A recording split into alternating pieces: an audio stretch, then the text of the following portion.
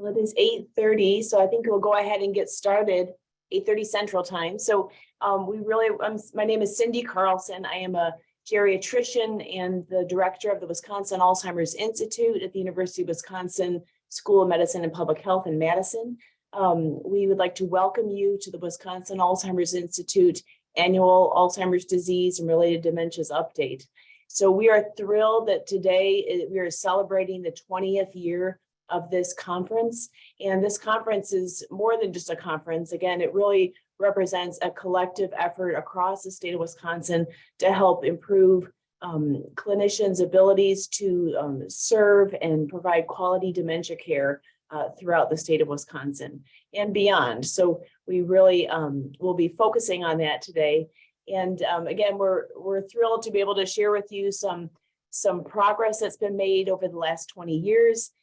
So you can see even on the slide that we're showing here, those who prepared this, so Jody Craner chiefly was able to find some older brochures from this conference. And you can see again the impact of wanting to reach out to intergenerational people, so persons with dementia, and recognizing their families, and also recognizing diverse communities.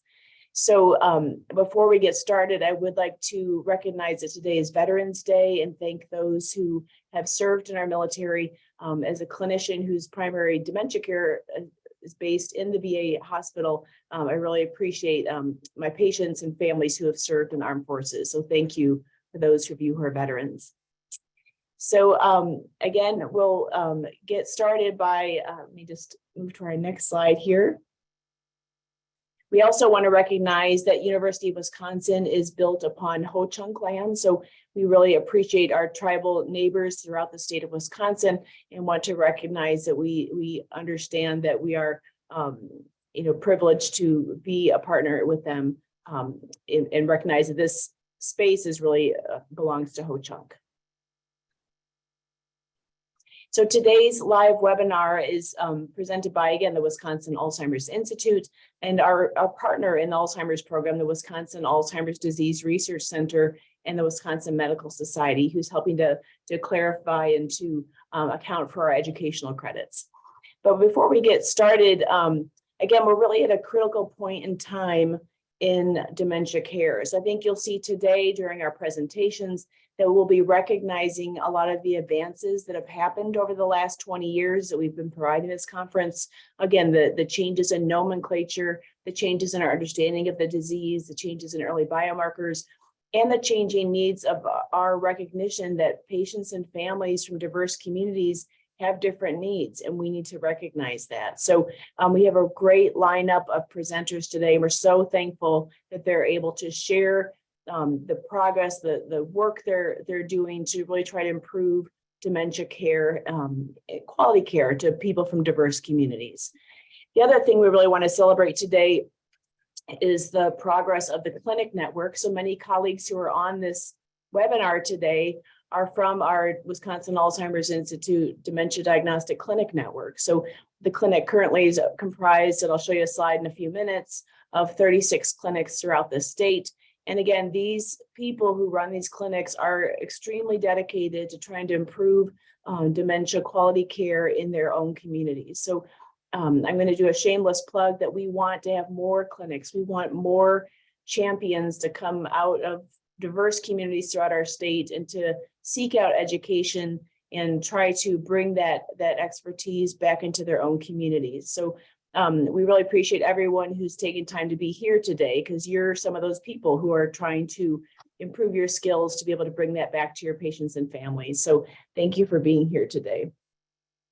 But again, yeah, I think we're really at a key point. We're at a point where we're going to be having more biomarkers available in clinical practice. We're going to be having different therapeutics available on the horizon. And so at this point, being able to celebrate and review what we've learned, but also to prepare ourselves as clinicians going forward, this clinical practice is going to look different. And so at Wisconsin Alzheimer's Institute, we're really dedicated to not only improving the clinical skills of those who have dementia clinics, but also helping primary care to be able to better diagnose common forms of dementia and helping them to build networks so they feel supported from specialty clinics, but also from community resources. So we're really thankful to have a state that values community partners.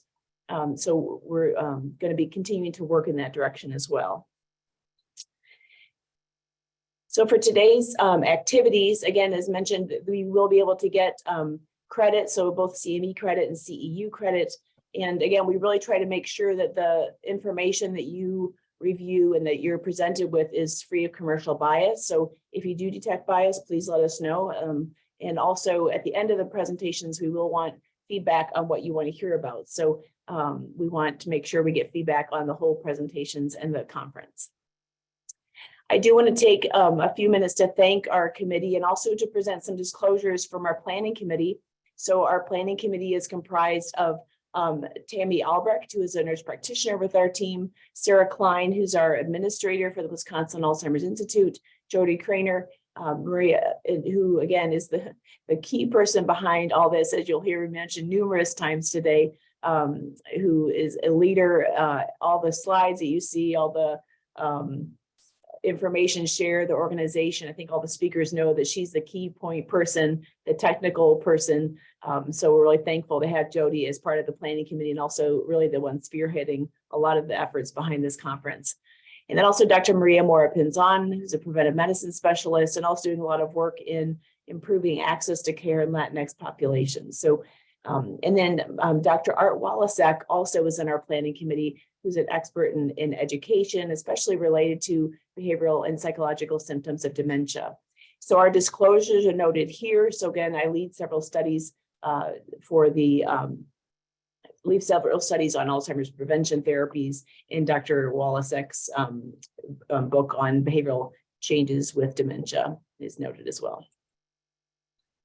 So you can also see for our presenter disclosures from, let's see, oops, I have the wrong, excuse me, I have the wrong one up here. I will, let me switch this out here. I have the wrong presenter statement up here.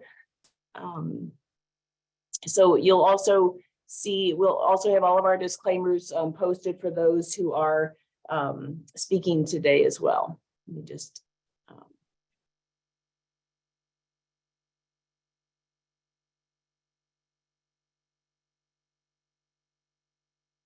pardon me while I just back out of this and switch my slides.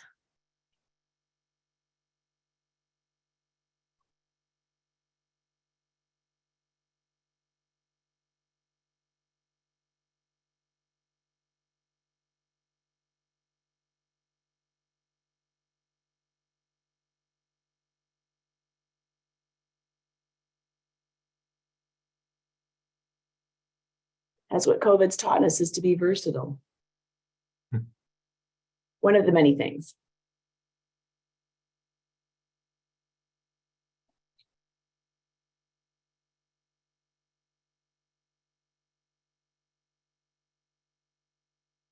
My apologies. Okay. So that should look better. Okay.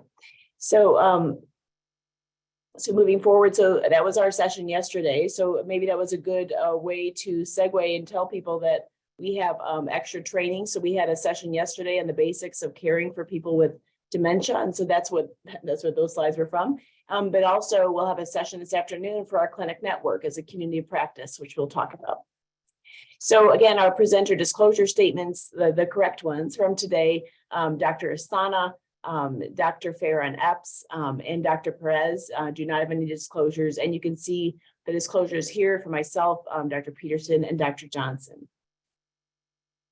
So again, we are thrilled today to have a wonderful agenda. So again, we really would love to be in person, and we are committed to being hybrid in the future. When we had to make reservations for our facility, we had to make them so far in advance that we didn't know what COVID was going to do. So here we are sharing with you virtually today, but again, we hope to have it be a hybrid session for next year's event.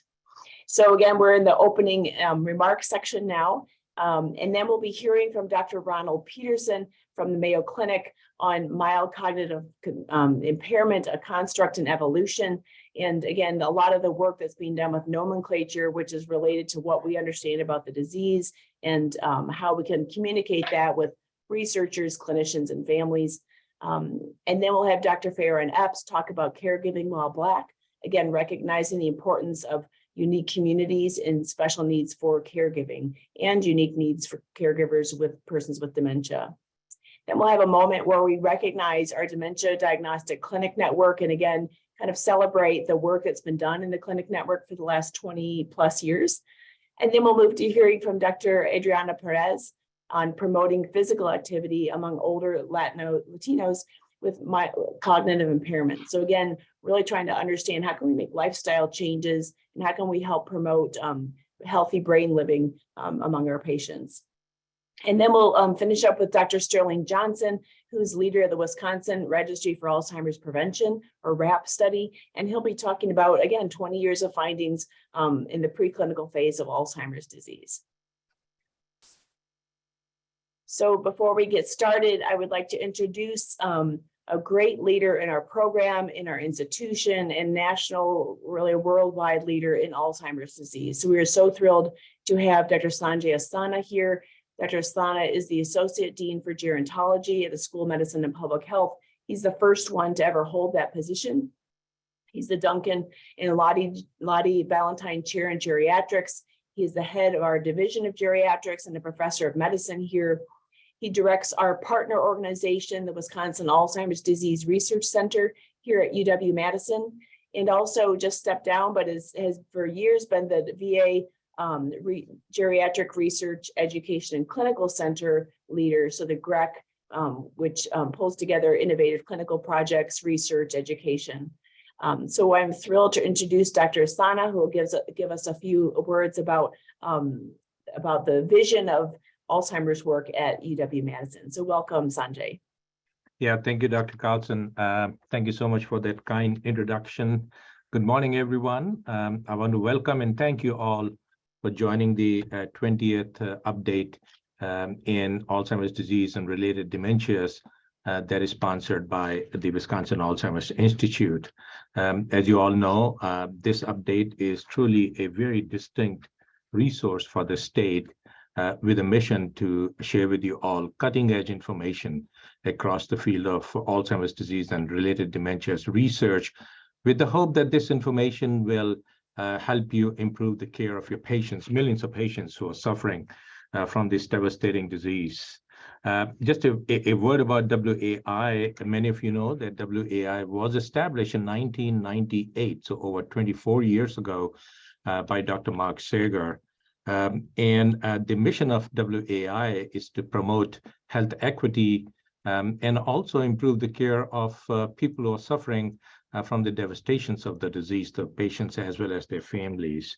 And WAI does this through supporting cutting-edge research, educational activities, patient care programs, and also community outreach engagement. Dr. Carlson is the director of the WAI, and I want to just highlight the amazing accomplishments of Dr. Carlson in her position as the WAI director. She presently holds a number of local, institutional, and national leadership positions, and one of them is worth mentioning, and that is Dr. Carlson is chair of the Department of Health and Human Services Advisory Panel on Alzheimer's research, care, and services. This is a highly prestigious position nationally, and through this position, the panel advises the U.S. U.S. Secretary for Health on all aspects of Alzheimer's disease, patient care, and research. So this is a major position that Dr. Carlson holds and really is influencing Alzheimer's programs nationwide. WAI is one of the two pillars of the UW Alzheimer's Disease Research Program, as Dr. Carlson mentioned. The other one is the Alzheimer's Disease Research Center, or the ADRC, here in Wisconsin. That is one of the 37 NIH-funded centers of excellence across the nation. Both the WAI and ADRC have multiple collaborative projects, and one of them, which is internationally renowned, that Dr. Carlson mentioned, is the Wisconsin Registry for Alzheimer's Prevention, or the RAP, that is led by Dr. Johnson. And you will hear today in his presentation later on some very exciting breakthrough research findings that are coming from the study. I should mention to you all that about 7 years ago, the Dean of the School of Medicine here at UW-Madison and the Chancellor of the university announced that Alzheimer's disease and aging will be one of the top 2 priorities for the university, which is the 5th or the 6th largest institution in the United States. And the result of that, the other being the cancer. So Alzheimer's, one of the priorities, the other is cancer. And with that announcement, the institution, the state of Wisconsin and the medical school has invested substantial amounts of funds and resources to enhance dementia research here at UW-Madison. And as many of you know, this program here is widely acknowledged and renowned for the quality of work that goes on here. An important point that any research done here, our mission is to translate it into improving care of people who are suffering from the disease. Just a final comment about the medical school here. The medical school here is the first combined school of medicine and public health in the country. Its mission is to support and expand outreach, research, education, public health, and innovation around Alzheimer's disease and related dementia. So we are very, very fortunate to be at an institution which has 2 distinct programs at WAI and ADRC. And through these programs, we are able to have a holistic approach to managing, diagnosing, and researching complex dementia disorders. So with that, I want to thank you all again and hope you all enjoyed the conference. I'm certainly hoping to learn a lot of new information, and I'll hand it over to Dr. Carlson. Thank you. Thank you so much, Dr. Asano. I really appreciate your leadership of the program and support of our conference today. So again, WI's mission is, again, we're focusing on advancing health equity through innovations in research, education, clinical care, and community engagement, and really trying to improve prevention aspects, treatment, but also care for all the people and communities that are affected by Alzheimer's disease and related disorders. So as we'll highlight in the middle of the conference, Wisconsin Alzheimer's Institute supports a network of clinics. So many of you are part of this clinic network. Again, as Dr. Asano mentioned, this was started in 1998, and you can see currently we support 36 clinics across the state that really form a community of practice. And I can't tell you how much I've learned from clinicians throughout the state on tips and challenges, barriers, successes about how to care for people in communities with diverse resources. So you can see some information here. It's a mix of geriatricians, internists, family medicine providers, psychiatrists, neurologists who are supporting clinical care through this network, again, providing quality care throughout our state. This is the person behind a lot of this work. So Dr. Jody Craner is, again, a master of trying to organize educational sessions, but also about helping to set up clinic facilitation. So by joining the network, you are able to network and consult with peers, have access to best practice guidelines, have an interdisciplinary team, have access to research opportunities. It's a wonderful community of practice. I've learned so much from colleagues there. And then really our goal is to provide insight into upstream research that's coming into our clinical practice and have access to these educational opportunities. So again, this is our shameless plug that we really want to have more clinics throughout the network, throughout the state. And if you're in a different state, that's welcome as well. We're hoping to form more state collaborations with other states that are working on networks such as this. So again, please feel free to reach out to Jody or myself if you have interest in becoming part of the clinic network. So with that, I'm going to introduce our first speaker. And so I'm absolutely thrilled to introduce Dr. Ron Petersen. Dr. Petersen is a professor of neurology at the Mayo Clinic and director of the Mayo Alzheimer's Disease Research Center. So, and he's been a leader in the field for years. He is the Cora Cano Professor of Alzheimer's Disease Research. And he received his PhD in experimental psychology at University of Minnesota, graduated from University of Minnesota Medical School in 1980, and has done an internship at Stanford, residency in neurology, and also did training in behavioral neurology at Harvard.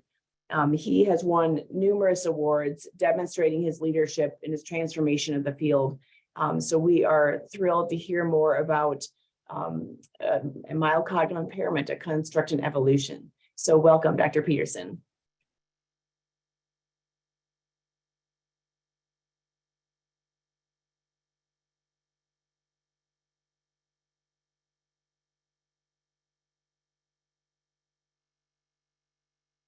Let's see, I think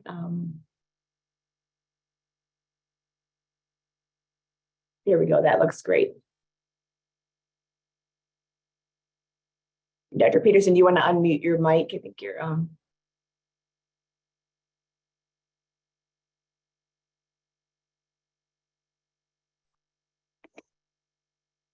Dr. Petersen, go ahead and share your screen, and share open to PowerPoint like you did before. I'll unmic you, and then there you go. That looks great. Very good. Are we set? Yes. Do you want to turn on your camera if you can? If you may? Oh boy, I don't know about that. I'll spare you that pain right now. So, Jody, if you can do that, go ahead. But otherwise, I'll just move forward. So, first of all, I want to thank you, Cindy, for the kind words and the invitation. Sanjay Sterling, for the privilege of participating in the 20th annual update. I know this has been a cutting edge meeting over the years, and congratulations on this success. Cindy, also want to thank you for recognizing Veterans Day today as well. Many people out there have participated in the endeavors of this country over the years. Self-serving, believe it or not, I am a veteran myself. I spent almost 7 years in the Army, was at the Army's Biomedical Research Laboratory many years ago. So I appreciate that acknowledgement. So my charge today is to talk about this construct of mild cognitive impairment.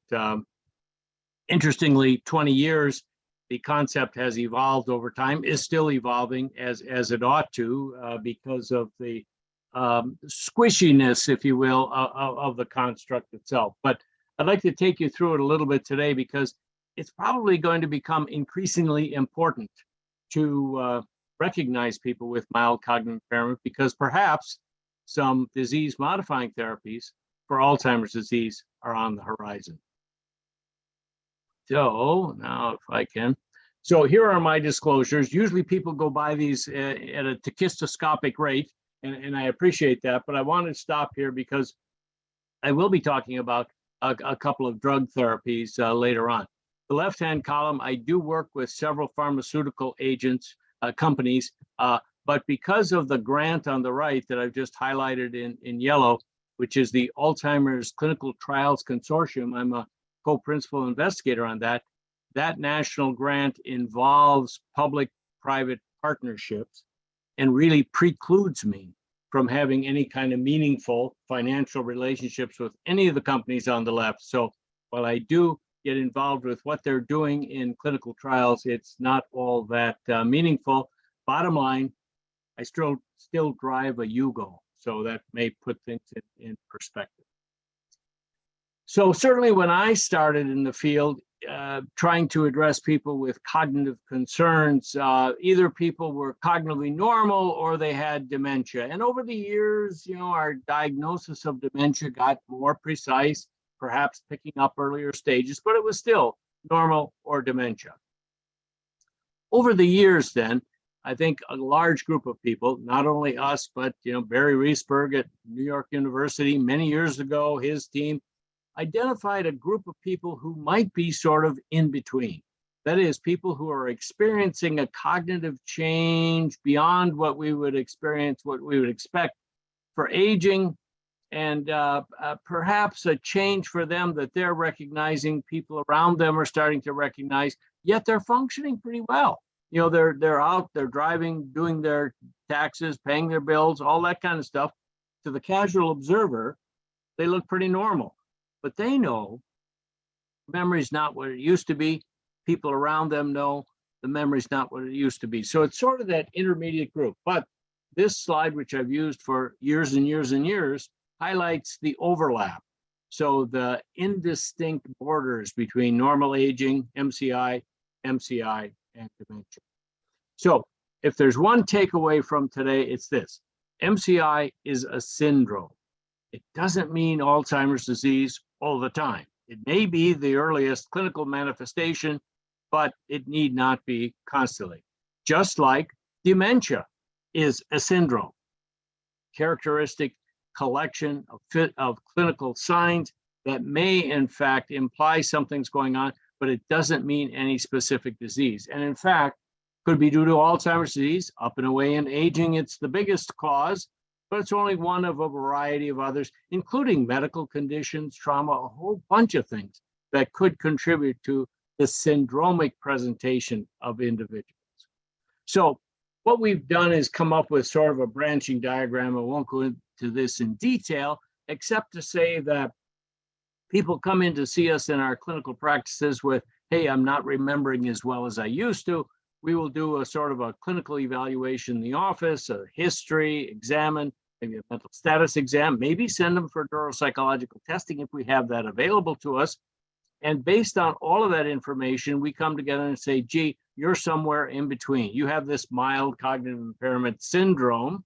And then we ask, is memory a key feature? Since memory is, of course, the hallmark of certain neurodegenerative diseases, namely Alzheimer's disease. So we ask that question, and if we are convinced that memory is a significant part of it, we go down this branch, which is amnestic MCI, either alone, memory alone, or maybe other cognitive domains are involved as well.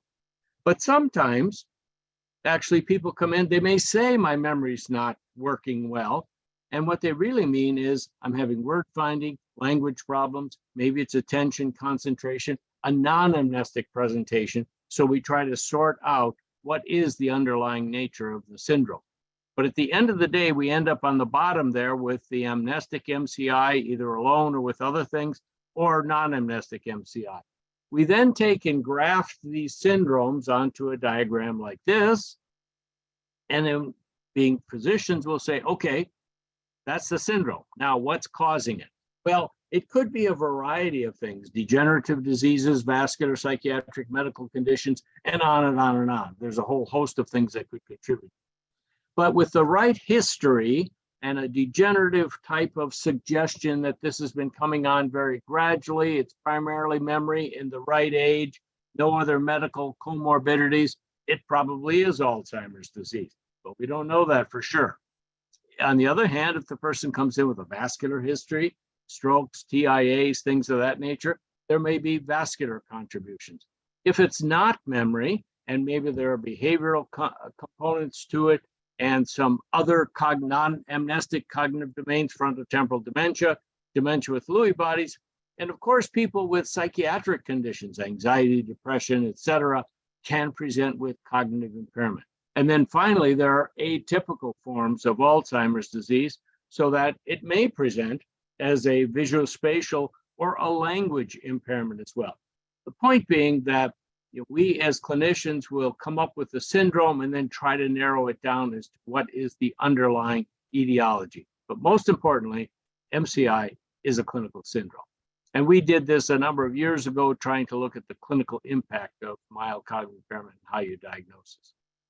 But let me digress for a second and say, while not all MCI is Alzheimer's disease, much of it is. So what do we know about Alzheimer's disease? Well, for decades, literally in the field, I grew up with the NIN CDS ADRDA criteria of 1984. And they essentially said, Alzheimer's disease is a clinical pathologic entity. So we take the history, we do our exam, looks like it should be Alzheimer's disease. We do a bunch of rule out stuff, make sure they don't have a brain tumor, hydrocephalus, or a thalamic stroke. Don't find that and say this is probable Alzheimer's disease. We can't say definite until the person passes away, has an autopsy, and we see plaques and tangles. So that's the way it was for a good 20, 25, almost 30 years. So in 2018, the landscape changed a bit. So here is the 1984 depiction of the criteria that I just described. In 2011, National Institute on Aging, Alzheimer's Association put together several committees to say, haven't we learned something about biomarkers for this disease, meaning things like imaging or CSF abnormalities, and shouldn't we be able to incorporate that into the general picture, the clinical picture as well? So 2011 tried to include biomarkers, but it was still a clinical pathologic, meaning biomarker associated discussion. In 2018, then, the other committees came together and said, you know, maybe what we should do is characterize Alzheimer's disease as a biologic entity, meaning you have to have the presence of plaques and tangles, amyloid and tau, and now we can see this with a set of biomarkers. The clinical spectra now are independent. So this is a big change. This is a major change for us in the field as clinicians, of course, now that we cannot make the diagnosis definitively just on the clinical features. So again, AD was then thought to be a pathologic change in the brain, could be determined at the time of autopsy or with biomarkers now. Symptoms are part of the disease, but not its definition. So major shift in thinking for us. Nevertheless, people who put that paper together and those recommendations together did recognize that there are clinical features of the Alzheimer's spectrum. So they talked about clinical syndromes, cognitively unimpaired, MCI, dementia, and then they also proposed a staging system for people who had amyloid positivity, because amyloid was one of the essential features of Alzheimer's disease biologically. So let's look at people on this spectrum. And so they put together a 6-stage scheme for individuals who are amyloid positive. 1, 2 are essentially cognitively unimpaired. Stage 2 is interesting because it refers to people who are still clinically normal, but experiencing a change. Either subjectively, I feel like I'm not the same, or objectively, we have serial data on people saying, hey, he, she is not the same as they previously were, or they may have neurobehavioral symptoms, apathy, anxiety, depression, that are evolving as part of the disease. So things are changing, but cognitively, they're still in the normal range for stage 2. Stage 3 was sort of mild cognitive impairment, meaning that now things are changing a bit, yet they're functionally preserved. And then dementia is mild, moderate, severe, 4, 5, and 6. So again, stage 1 in this scheme means that people are squeaky clean normal. Nothing's going on, they're fine. Stage 2 is that transitional stage where they have subjective cognitive decline, documented evidence of a change, or neurobehavioral symptoms. Stage 3 then is performance now in the impaired range, and this is a decline from baseline for this person, and there are various ways we can deduce this. This is sort of MCI. If we want to get into a subtle distinction between stage 2 and stage 3 MCI definition, happy to discuss that later, but basically this is what they talked about. 4, 5, and 6 then are stages of dementia. So biomarkers are becoming increasingly important now because, one, you have to be amyloid positive to be on that staging scheme, but also, aren't they telling us more about progression? And certainly at the University of Wisconsin has been leading the way with imaging, getting into fluid biomarkers as well, certainly has done CSF research for many years on Alzheimer's disease. So really leading the field in the evolution of biomarkers applied to the clinical picture. Let me just say a couple words about the hottest thing in the field, and that's plasma markers in mild cognitive impairment. Folks at the BioFinder research study in Sweden have been leading the way with regard to the role of some of these plasma biomarkers now at predicting progression in MCI. And they have demonstrated that, in fact, using plasma markers, p-tau181, there's a whole bunch of other markers that are out there, but looking at these two, NFL and p-tau181, in the BioFinder cohort in Sweden, they could predict who's going to progress from MCI to dementia over 4 years. They then replicated in the ADNI sample, Alzheimer's disease neuroimaging, Initiative, which is a national collection of research centers studying biomarkers, and basically found the same thing. When you looked at areas under the curve, both in BioFinder and ADNI, again, the plasma markers were really quite good at predicting who's going to progress. Honestly, I don't think they're ready for prime time yet. I don't think they're ready for your clinical practice, my clinical practice, but it certainly is an area worth watching. Now, I've talked a lot about Alzheimer's disease, but I come back to the theme that MCI is a syndrome, not always Alzheimer's disease. So here's some work from Oscar Lopez at the University of Pittsburgh, looking at the cardiovascular health study over many, many years, showing that a lot of different trajectories occur. Here's a 14-year follow-up. And notice in the MCI range, there's a lot of bounce. People are normal, MCI, MCI, dementia. And Oscar at Pittsburgh, with our late departed friend Lou Culler, did some very nice studies showing that people who ultimately go on to dementia often have a mild cognitive impairment diagnosis in the past. It may not be constant. So you may have people who are normal, MCI, but ultimately they will decline to MCI and dementia. Our colleague at Mayo, Rosebud Roberts, did a similar study with the Mayo Clinic Study of Aging and showed the same thing, that people who once are diagnosed with MCI ultimately will probably declare themselves as having MCI and or dementia ultimately.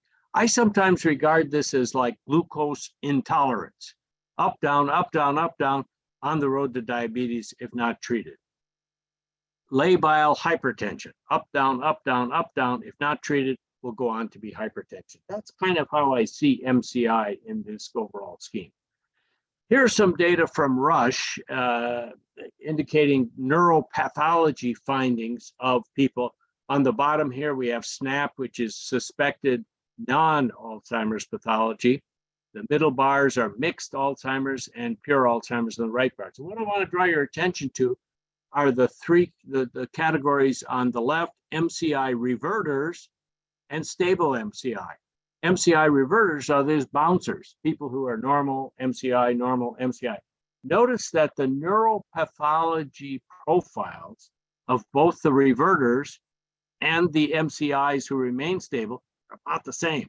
So again, corroborating the notion that once you've been diagnosed with MCI, it is suspicious that you're on the road to some kind of progression. So Oscar has characterized MCI. The left-hand box is neurodegenerative diseases. The middle box is non-neurodegenerative central nervous system diseases. The right hand are non-CNS diseases. So a bunch of things can cause MCI. He did work with the cardiovascular health study showing that vascular features, cerebrovascular risk factors, and cerebrovascular events can, in fact, cause MCI. On the Lewy body front, MCI, there is an MCI stage of dementia with Lewy bodies. There's an MCI stage of Parkinson's disease. So point being, MCI is just a syndrome, and it's our obligation then to drill down and try to find out what's causing the MCI. And occasionally, we find something treatable. Maybe there's a psychiatric condition, maybe there's a medical comorbidity. You treat it and the person reverts to normal. Good news, and not a criticism of MCI, because that's what happens in syndrome. If you find the underlying cause and it's treatable, go ahead and address it. Now, for all of us as clinicians, you need to get paid for this stuff, right? So, in fact, you can. Mild cognitive impairment is a codable disorder. ICD-9, that was the characteristic descriptor, and ICD-10, here's what's mild cognitive impairment. And this came out of the fact that DSM really aligns closely with, ICD aligns closely with DSM. And DSM came out, DSM-5 came out in 2013 with mild neurocognitive disorder, essentially MCI, major neurocognitive disorder, essentially dementia. And that's how you get paid for these disorders. If you put down MCI, it gets transformed into mild neurocognitive disorder, and it goes to that ICD-10 code, and that's how you get paid.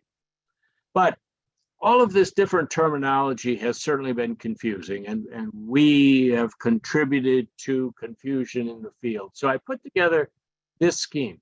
Here's the branching diagram that I showed you at the outset. Here's DSM-5, mild neurocognitive disorder, fits quite nicely under it.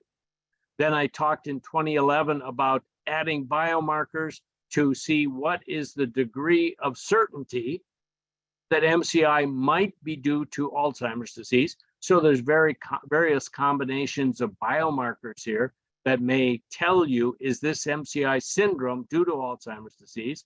And then finally, there's a term called prodromal Alzheimer's disease, put forth by the International Work Group from Europe, led by Bruno Dubois, which essentially says amnestic MCI plus Alzheimer's biomarkers, amyloid and tau, give you the diagnosis of prodromal Alzheimer's disease. And this is a common term that's used in clinical trials. So if you hear the term, well, these people had prodromal Alzheimer's disease, what they mean is amnestic MCI plus biomarkers.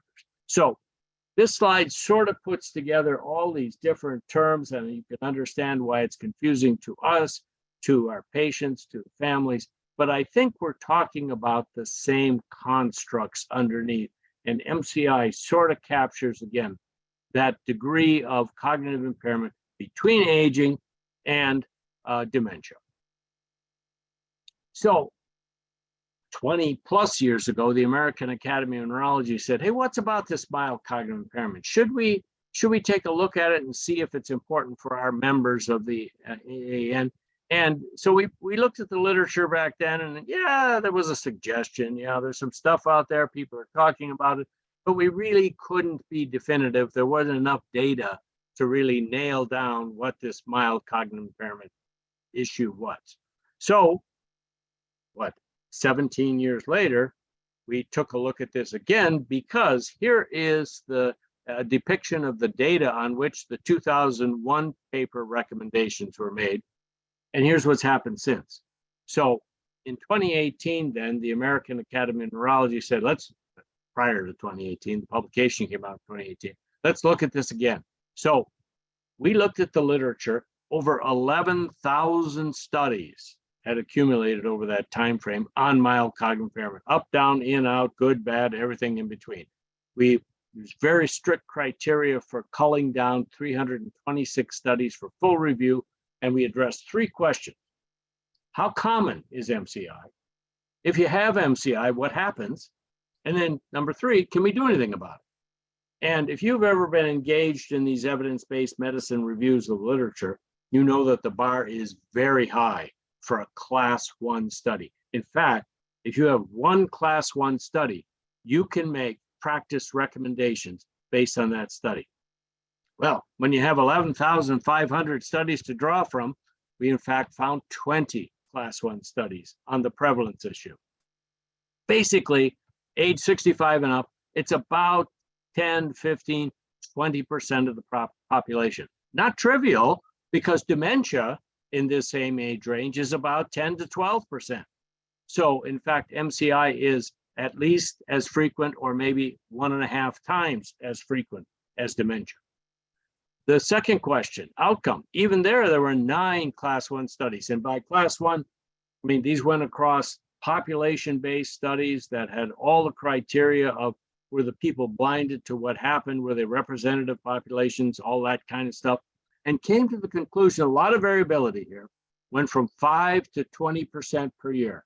But I think a walking home number that you can use in your clinical practice is that people will progress from MCI to dementia as a syndrome now at a rate of about 10 to 15% per year. In epidemiologic studies, it's lower, 8, 9, 10%, because again, epidemiologic studies proactively go out and sample people.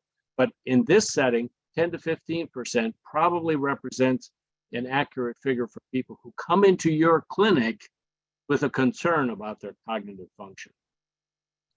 Then on the treatment side of the house, like 2018, pharmacologic, nothing. There were 10 class 2 studies, 1 class 1 soft study, but really in 2018, no FDA approved drugs for mild cognitive impairment. The non-pharmacologic side of the house was actually quite interesting. And again, there were some studies, exercise, intellectual activities. And I think this week or next week or last week in the New England Journal, there's a paper on brain games versus crossword puzzles in people with mild cognitive impairment. A study out of New York, Columbia, Deb Devanon and the team, and Murali Doraiswamy at Duke got together and looked at actual a clinical trial, if you will, hitting those two interventions. And the result of this study was that actually crossword puzzles seem to slow the rate of progression from MCI to dementia. So not sure we go to the bank with that, but the point being that there are things our patients can do for themselves that will actually may influence the trajectory of their cognitive performance in the future. I wouldn't go as far as to say it's going to prevent dementia. I wouldn't go as far as to say it's going to prevent Alzheimer's disease as a subtype of dementia. Nevertheless, I think if people can maintain their level of cognitive function for a longer period of time, that's important. So that's how I interpret these data. Okay, so where are we now? This is a pretty active area, and I think it deserves some discussion. So pharmacologic therapies for MCI. Currently, there's one drug approved for MCI by the FDA, receiving accelerated approval. There are some symptomatic drugs that are not approved, but nevertheless are sometimes used. And of course, as I was saying, we use lifestyle recommendations for our parents.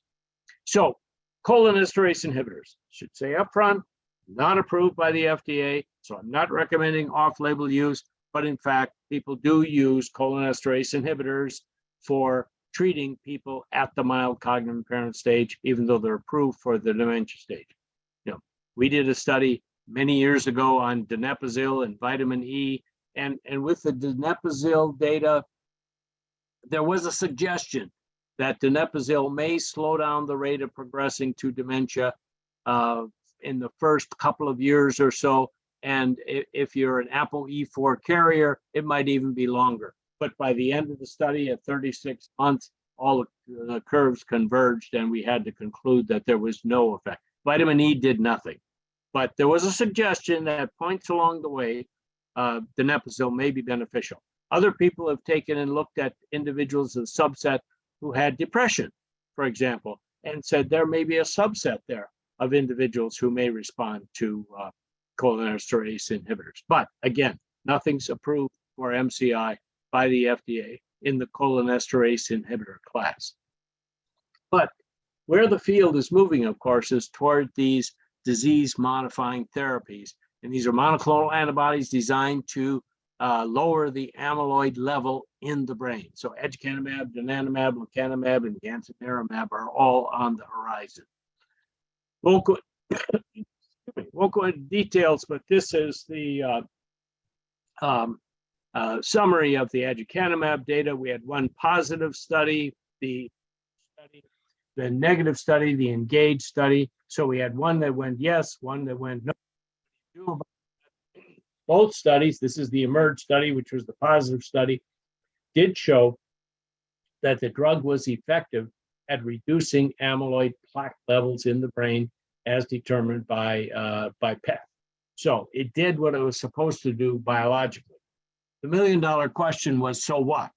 Did it in fact have a clinical impact?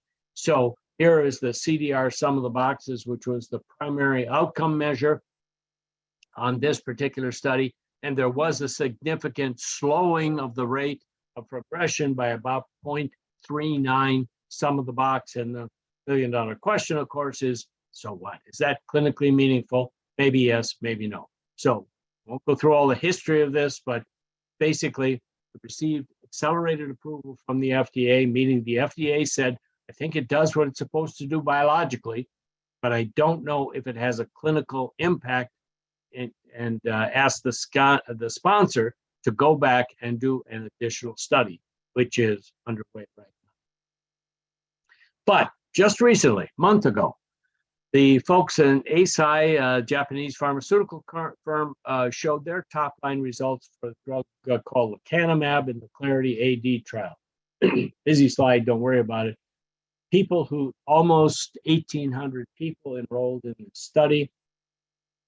They again had mild cognitive impairment or mild dementia due to Alzheimer's disease. They were all amyloid positive. They received the drug lecanemab intravenously every 2 weeks. So that's a big deal, consideration going forward. Here's the study population of the 1,795 people in the study. Note about the one before, fifth line down. MCI due to AD, 62%.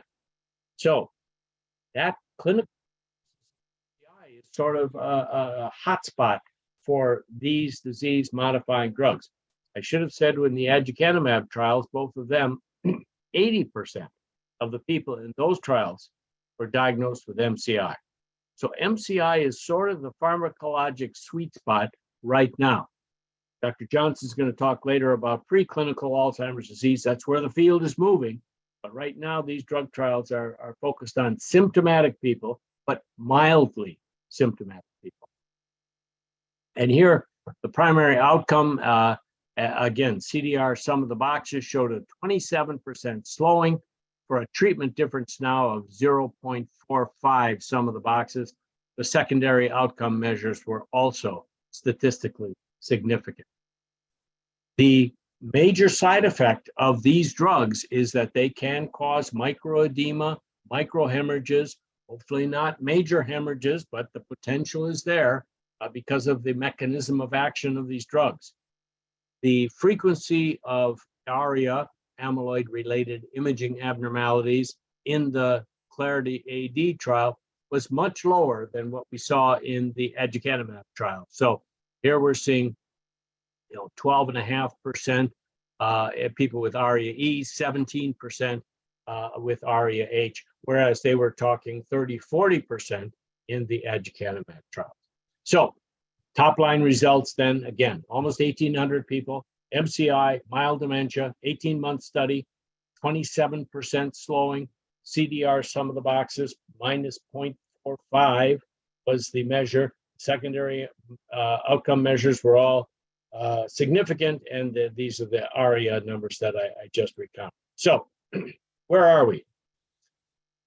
I don't have a crystal ball. These are just the top line results now. So this is in the press release from the company. The full data will be displayed in a couple of weeks in San Francisco at a meeting called Clinical Trials of Alzheimer's Disease, and we'll see what the data look like. But presumably they've got to corroborate what the top line results were for this. But the question that still remains out there for us as clinicians is it worth it? We're talking about an intravenous infusion every 2 weeks to move the sum of the boxes of 0.45. You and I as clinicians are saying, what the heck is the CDR sum of the boxes? So we've done a recent look at this issue of so-called expectations and clinical meaningfulness of these studies. And the way I look at it is this amyloid process, which these drugs are addressing, has evolved over years to decades, okay? We know that now with PET studies that this really evolves over decades. Now we intervene with a monoclonal antibody and we knock this amyloid plaque level down in 12 months or 18 months, which is the length of RCTs for the study. Are we really expecting to have a major clinical impact on a process that's been evolving over years, and we reverse an element of it at the plaque stage by over the course of 12 to 18 months? I think that's a big ask. I think that's a big ask of the field, of the studies. And so I think my take home on this is that maybe what we're seeing is about all we can expect. Doesn't mean we shouldn't do it. Doesn't mean it's not important and impactful. But in fact, maybe this is all we can expect. Again, our outcome measure, the CDR, I'll get to that in 2 seconds, clinical dementia rating is a blunt instrument that really is a combination of subjective impressions from the study participant, the study partner, and from the rater who's doing the scale. So it's a combination of those three subjective elements that are really the primary outcome measure. Given how blunt that is, should we really expect major movement on that scale? And also, we're only doing a study for 18 months. We're talking about a disease-modifying therapy. Might we not be better off looking at this out 2 years, 3 years, and 4 years? Because that's when you might see a larger clinical benefit. So here's the CDR. Busy slide, don't worry about it. It's got 6 domains: memory, orientation, judgment, problem solving, community affairs, home hobbies, personal care. Rated from 0, 0.5, 1, 2, 3. This is the scale. It's a severity scale. Let's look at a couple of the domains here. The memory domain. Look at questionable 0.5. Consistent slight forgetfulness, partial recollection of events, benign forgetfulness. Then you go to 1 in mild memory impairment. Now it's moderate memory loss, more marked for recent events. Defect interferes with everyday activities. I submit that change between 0.5 and 1, which is just a 0.5 of the sum of the boxes, is clinically meaningful. Community affairs, 0.5. Slight impairment in these activities. Number 1, unable to function independently at these activities. Although they may still be engaged in some, it appears normal at casual inspection, but they can no longer function independently. You go back to DSM-5, the difference between mild neurocognitive disorder, major neurocognitive disorder, is the loss of independence. That was the key feature. Not a cognitive scale, not other measures, loss of independence. And so that's what we're saying here. The difference between 0.5 and 1 in any single domain really is that loss of independence. You might say that's the difference between MCI and dementia. So the story I'm trying to build here is that a sum of the boxes change of 0.5 might in fact be clinically significant at this stage in the scale. So again, the lecanemab data, 0.45 sum of the boxes, pretty close to 0.5. In the aducanumab, the positive study was 0.39. So sort of getting there, but these are not home runs. These are not cures for the disease. These are not going to wipe out the disease by next Tuesday. This is just an impact. So this is the thinking then of the putative trajectory of a drug that is disease modifying. So the dotted line on the bottom is decline without treatment. At the intervention point there, we see that now the rate of decline is slowing, and the box is meant to characterize the brief period of the clinical trial. It's only during that 18-month period we're looking at people. Might it be the case that this is the beginning of what might be a greater cumulative benefit? I don't know that. This is just theoretical projections, but this is possible. And when we translate complex figure here, don't worry about it. When we translate that into savings in time, we talk about, say, at 18 months, if we in fact slow down the cognitive decline by 0.5 on a CDR sum of the boxes, that translates into a savings of about 4.5 months in your current clinical state. If you go out to 24 months, that translates into 6 months of saving. So, it's hard to make the analogies with cancer trials where we do a cancer drug and it extends life by 6 months or 12 months. That's life. That's obviously measurable and impaired. But here we're talking about degrees of cognitive decline. But the difference between mild cognitive impairment, this is inconvenient, I can get along, but it's problematic, versus I can no longer do it without help. Dementia stage, I think, is a big deal. So anyway, this is the ongoing debate that's going on in the field. let me wrap up then, so I don't want to get us too far behind here and leave some time for questions. And this is something I've been ending slide presentations with for years now, because I think it puts all of this in a bit of perspective. Here's our clinical spectrum: cognitively normal, MCI, dementia. What can impact that, particularly in aging? Well, amyloid is a factor. We know that goes up with aging. Tau is another factor. Almost everybody by age 70 will have some tau in the brain somewhere. May not be Alzheimer's disease, but we'll have some tau. But they don't live alone. Alpha-synuclein, which forms Lewy bodies, coexist with Alzheimer's disease. 30, 40, 50% of pathologically characterized Alzheimer's disease will also have Lewy bodies, alpha-synuclein. Another protein, TDP-43, can look like evolving Alzheimer's disease clinically, because this protein gets misprocessed in the hippocampal region of the brain involved in memory, and these individuals can develop a memory disorder that looks indistinguishable from incipient Alzheimer's disease. Vascular disease, again, age-related. Almost all of us will have some degree of microvascular disease in the brain. I didn't get into, won't talk about now, but CSF dynamics also play a role. And then I'm sure there are other elements that we haven't described yet that can impact this clinical picture of cognitive impairment.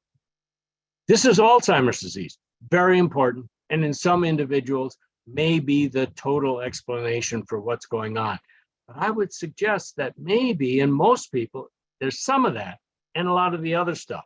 So now going back to our drug therapy, going back to our intervening on amyloid, with all the caveats that I mentioned about that, now you put this picture up and you say, okay, I'm going to intervene on that one thing at the top at 12 o'clock on this diagram. What about all the other stuff? Well, we don't know. There may be effects on downstream tau, but all the other things may be operating somewhat independently. So again, how much of a change on a blunt instrument like the CDR can we expect? So here are multiple pathologies, and where folks, the University of Wisconsin, Mayo Clinic, and around the country, around the world are working on biomarkers to characterize each one of these components of contributions to cognitive impairment, each component. And we're getting there slowly, but we're getting there, whether it be imaging, whether it be CSF, whether it be in the blood, but we're trying to characterize the total picture. And why are we going there? Because ultimately, I think to treat cognitive impairment in aging is going to require combination therapy. That is, you've got to put together, if your profile is prominent with amyloid and alpha-synuclein, that's a combination therapy that you should get for your particular condition. And I think this combination therapy is certainly not uncommon to what we have right now. How do we treat hypertension? You put the white circle in the middle, could be hypertension. How do we treat that? Well, could be a diuretic, could be a beta blocker, calcium channel antagonist, angiotensin receptor blocker, angiotensin converting enzyme inhibitor, 5 different mechanisms to treat that one clinical symptom. And I suspect that's where we're going to go in this field down the road. But we got to start somewhere. So I think the interventions into amyloid now are important, because there maybe are diuretic, if you will, for treating hypertension. Maybe this is the first intervention that we need to get it covered. So I want to thank my colleagues at the Mayo Clinic, various sites, colleagues at Harvard, BioFinder, Washington University, who have contributed to a lot of our work. And most importantly, I want to thank you for allowing me the privilege to visit with you again and again. Thanks very much for including me in the 20th anniversary program. Let me stop there. Thank you so much, Dr. Petersen. Again, we really thank you. Your understanding of the disease process, the field, how it relates to clinical practice is so helpful. And your overview of how we should be thinking about this as clinicians is really helpful. It's a new era that we'll have to keep thinking about going forward. So thank you for that. We have some questions in the Q&A section. So I'll go through some of these. We probably won't have time for all of them. So maybe we'll see if Dr. Petersen can answer some of them in the chat afterward. But let's start with a question. So Dr. Petersen, one person was wondering if there's they thought there was a small percentage, about 5 to 7% of people with MCI who never go on to develop full-blown dementia. Could you comment on that? Absolutely. I mean, it is true. So when we counsel people, we give these ballpark figures in large groups that you may progress at thus and so percentage. The more we learn about certain biomarker profiles, not only Alzheimer's, but other, we may be more precise in that prediction. But in fact, that's right. Some people may have, say, something like a progressive primary age-related tauopathy. So they have tauopathy in the medial temporal lobe, doesn't spread beyond there, doesn't become Alzheimer's disease, but in fact impairs their memory, and they in fact will have the appearance of MCI for years and years and years, and it never goes anywhere. There are other people who have this, I mentioned this TDP protein that can cause hippocampal sclerosis, but TDP in the medial temporal lobe certainly looks like incipient Alzheimer's disease, absolutely will be diagnosed with amnestic MCI, but they percolate along for 5, 10, 15 years and never progress. So there are neurodegenerative conditions that are very slowly evolving, and those individuals may never go on to more degrees of cognitive impairment. Of course, there's a subset who might have treatable conditions too, and we try to identify them.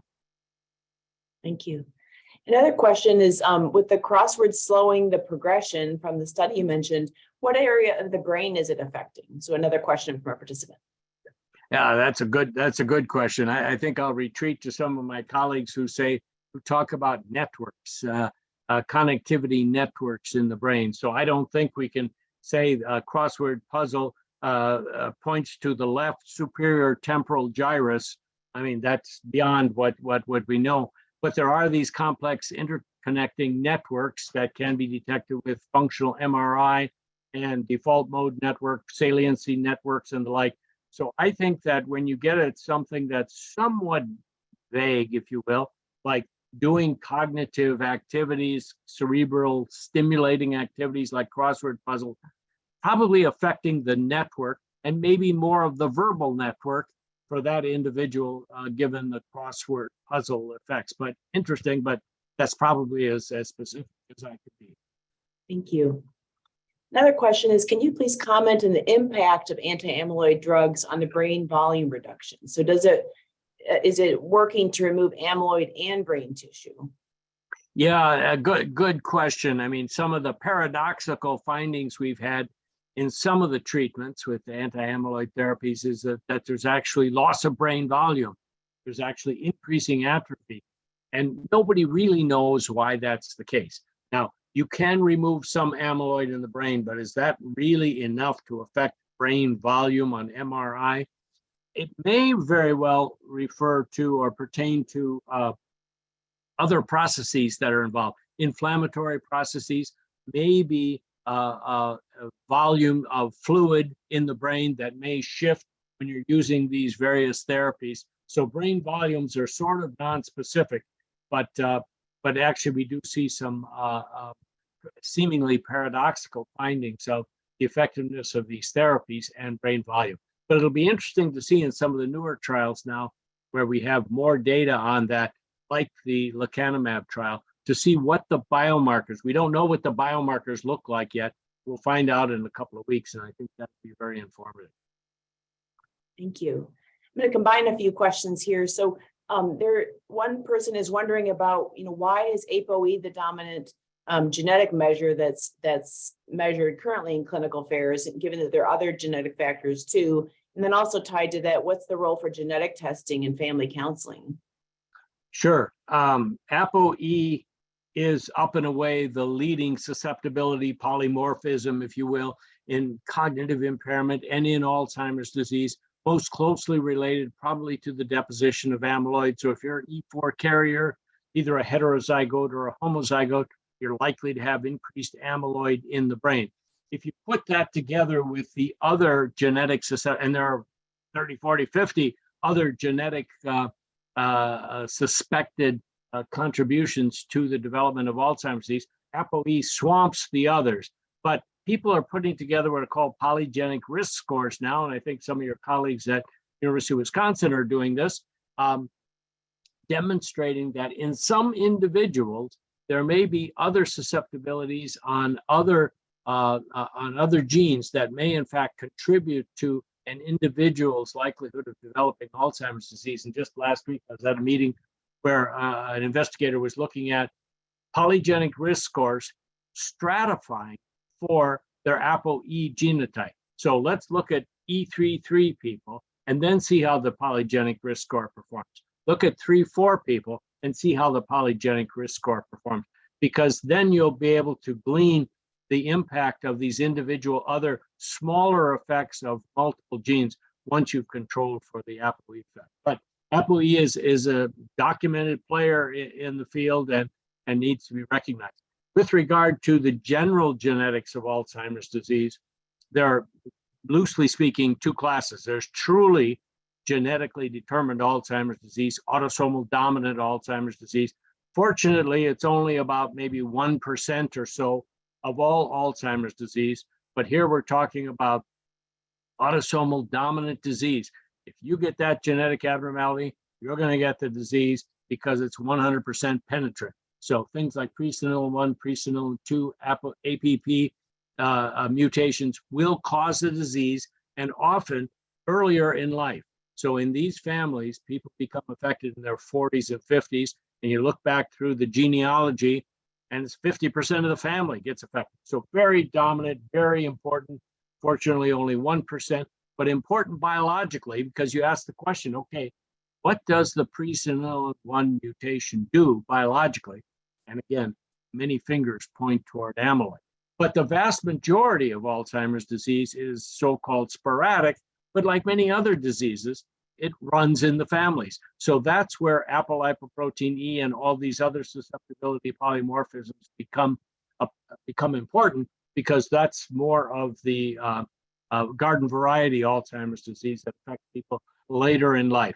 Generally speaking, we talk about if you have a first degree relative in your family, mother, father, brother, sister, your risk is probably elevated by 3 or 4-fold over the general population. And that's a walking around number that sometimes can be helpful. Still, the odds are you're not going to get the disease. So it doesn't mean that you have a positive family history, even if you're an ApoE4 carrier. It doesn't mean you're necessarily going to get the disease. It just means your risk is elevated. Thank you, Dr. Petersen. We have more questions in the chat, but we won't have time. We need to move on to our next presenter. But I do want to thank Dr. Petersen so much for, again, your insight into, again, the mechanisms of disease, the definitions, how we can communicate with our patients and families, and the impacts on treatments for us as clinicians. And we'll see if, Dr. Petersen, if you could, and if you can access that, we can kind of help through, but look at typing some of the answers to some really good questions about management and when are biomarkers coming into clinical practice, and other comments about Down syndrome. So we'll get to those great questions as well. So okay, happy to contribute, and thanks again very much for allowing me to participate. Thank you so much. So we are thrilled to move on to our next presenter. Let me pull up my slide here. If I can get the right, oh no, I don't need to. Actually, I'll have Dr. Epps pull up her slides. That's right. So you can, great.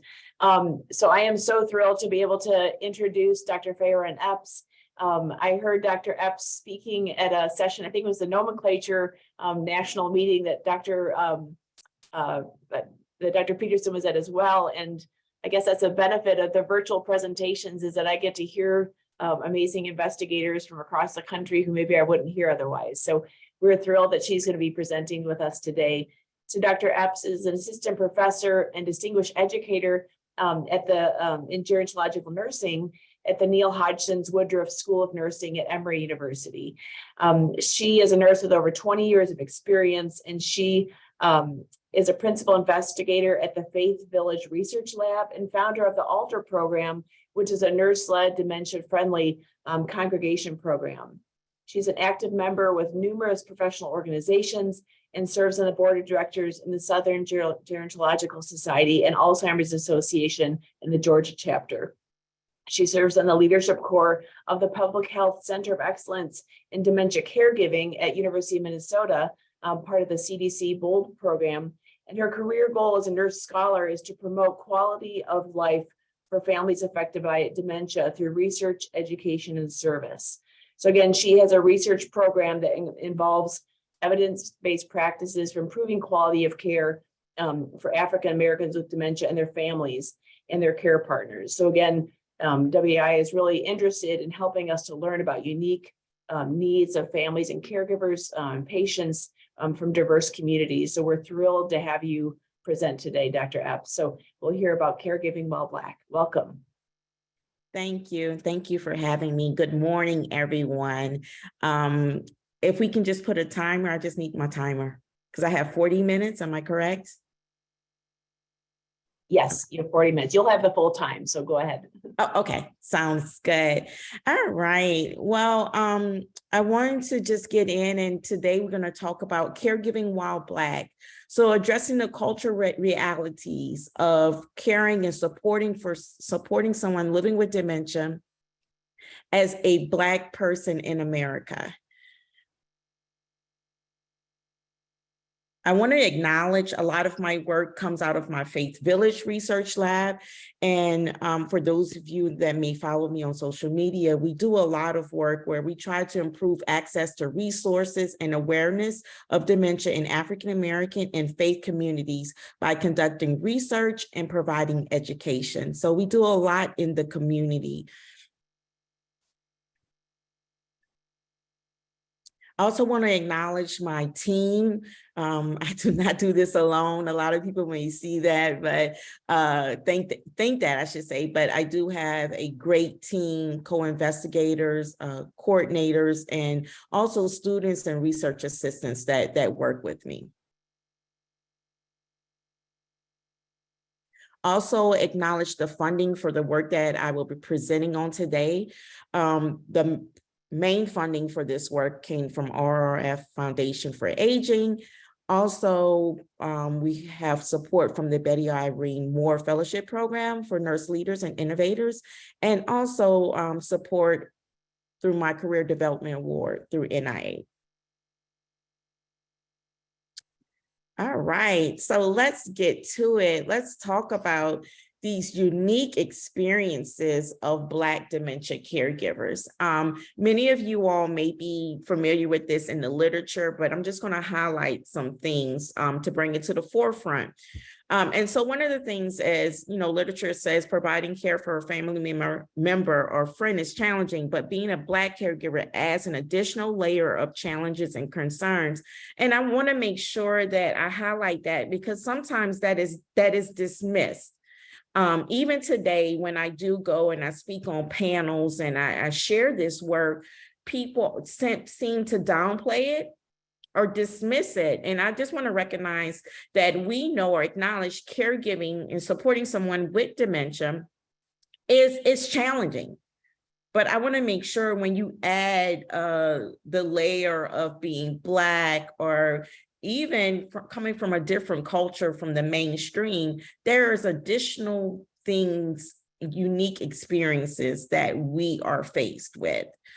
Due to the disadvantaged social history of Black Americans, there are several unique stressors, vulnerabilities, and resources that inform and affect Black dementia caregivers' experiences and well-being. So for those that are listening, if you're in a room and you're listening to caregivers or listening to other investigators that work with caregivers from certain minority, racial, or ethnic groups, I just say listen to them and not just make this assumption that, oh, caregiving is caregiving. And again, I've been in many spaces where the stuff that I share, experiences that I share, they are dismissed. The health and socioeconomic disparities, as well as systemic racism, are factors that not only contribute to an increase in dementia risk in Black Americans, but also serve as barriers to optimal healthcare access and navigation for caregivers. And this is really real. I just did a community education event yesterday, and I want to tell you all 20 minutes of my presentation was discussing systemic racism. And this was brought up from caregivers in the audience and attendees.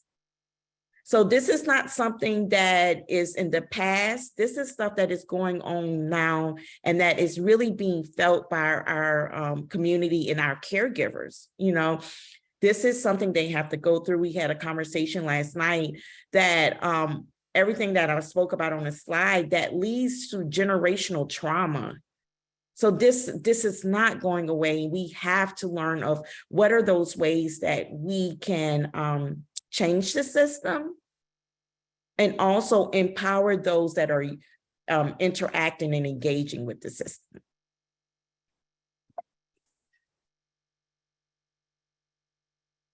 There's less access to support services and primary care and more unmet needs for persons living with dementia in the Black community.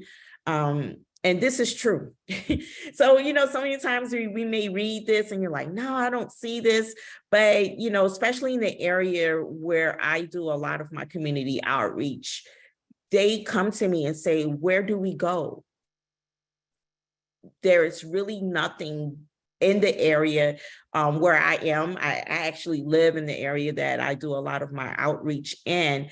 And so my goal is, as I'm doing outreach, I try to bring the resources with me. And as it was mentioned earlier, I work a lot with faith communities. And that's how I bring the resources in, through the churches, through the places of worship. I should say I try. Black caregivers engage in more hours of intense caregiving and they delegate more of their monthly income to caregiving.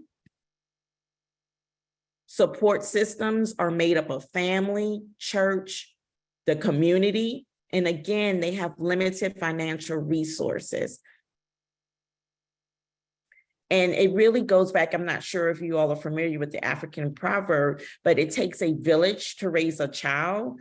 I really say that it just takes a village to support someone that is on this caregiving journey, to support someone that's living with dementia. And again, hence the name of my research lab, Faith Village Research Lab, because it really does take a village. Many of our Black caregivers indicate being disregarded by primary care clinicians, which contributes to caregiving burden. And again, this is true. So this is stuff that we see that comes out the facts and figures, but I want to tell you all that this is truly, truly happening. When I have persons come to me and they say they bring their concerns to their physicians and they tell them, oh, it's a scam, that can happen to you. But us investigators and educators, we're out there and we're trying to educate and empower, but then we have providers that dismiss the concerns. And so really community and culture help Black caregivers cope with the challenges of caregiving. And again, it goes back to the village model. So when I was going into the literature and looking at this, I said, okay, what do we need to do? I shall give y'all a little bit background about me informing and developing an education course. I was, during the pandemic, I attended many webinars, right, about caregiving. I was really very concerned, especially as it comes to the social isolation, loneliness for the caregivers and those living with dementia. And then on these webinars, I was paying attention to the chat box. And I seen the discussion that was going on between caregivers and then those caregivers that identified as Black. And their concerns were a little bit different than what I seen from white caregivers. I had received phone calls from Black caregivers saying, we need to do something. Something's not right. Like, we need something for us. I was at an event at a faith community and a caregiver came to me and she said, Dr. Fayron Epps, she said, thank you for giving me the opportunity to participate in this education for caregivers. It was another education program I was part of. She said, the information was okay, but can I be honest with you? I said, sure. She said, it just wasn't for me. It did not relate to me. I didn't get it. Some of the examples, I just couldn't apply it to my life. And I was like, oh, she said, you know, where you have an example in there about taking your loved one or your family member friend to a fine dining restaurant and how you communicate with the waitress. She was like, that's not my concern. My concern is, where do I go to find some food? Where can I go to purchase food, or how can I bring my family member to the grocery store with me? Like, those are my concerns. And the other thing that really pushed me forward to say that, you know what, we need to do something, was when during one of the webinars, there was a Black caregiver on this webinar, and it was almost a focus group, and she stopped talking midpoint of the focus group. She stopped engaging, responding, and I was like, what happened? So I followed up with her, and she said, it came to a point where I realized their experiences were not my experiences. Their recommendations will not apply for my life and what's going on with me and my mother. And one of the things she said that really got to her was when they said, go to bring all your information to the police station and share all of your records and let them know what's going on with your family member. And she said, I will not. And I don't know anybody that will really willingly walk up to a police station and share all of their information. And so, again, that would really spark me, in addition to what's in the literature, but these stories that I've shared with you really sparked me to get with my colleagues and say, what can we do? So as we started to develop this education program, we did focus groups in April of 2021 with 19 Black caregivers from 4 states. We held these sessions, and we almost used like a user-centered design or design thinking studio for those that may be familiar with that. And we talked about COVID-19 pandemic, the impact on caregiving, on their caregiving experience, navigating the U.S. healthcare system, and then their experiences of discrimination in healthcare. These are some of the themes, these are the themes that came out. These are the concerns of Black dementia caregivers. And one main quote I want to share is, gaps in the health system lead to people falling between the cracks and prevents access to care, services, and resources one needs. This is from the caregivers. And the themes that came out was forced advocacy, where caregivers shared, we use 4 words, that is not acceptable. So they felt like they were putting in places like they just can't come, well, this is my concern. They had to come ready to fight, to get the outcomes, to get what they needed. Poor provider interaction. Every time I need to go to a doctor, I'm given a different story about what he needs and who to call. And many of us are here on this line that works in the community or provides services to individuals. You probably hear this, and this is something that I just think we really need to take heed to, because this is very frustrating. I had a caregiver that said, man, thank God I'm retired, that I can keep up with this and follow up and, you know, communicate to the doctors and bring my husband was at the, she was caring for her husband, to the doctor and get the story straight. But I can't imagine if there was a caregiver that was working and trying to do all of this follow-up. Also, they said payer source dictates care. They really express the insurance that you have sometimes will dictate the type of services you get. So they went into managed care, they went into Medicaid, and they started sharing their own personal experiences based on the insurance that they have. Discrimination, they were very blunt. You get a different experience even if you are a person of color. As it relates to discrimination, they also talked about sexism and class.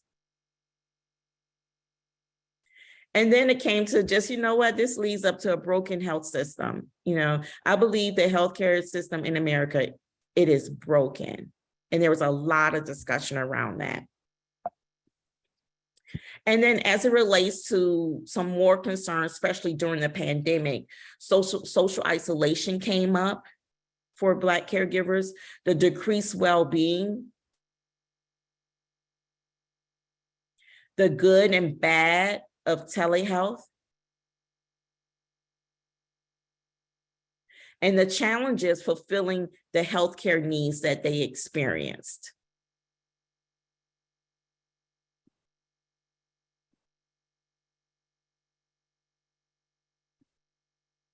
So both of these experiences have been published. One in the Journal of Family of Nursing, the other one is in the Journal of American Geriatric Society. So we had one and we just called it really out, falling between the cracks, and to really discuss their experiences. And then again, the experiences of Black American dementia caregivers during COVID-19. So us acknowledging these themes, we really were able to, when we work with the focus groups, to say, okay, out of these themes, these are your concerns.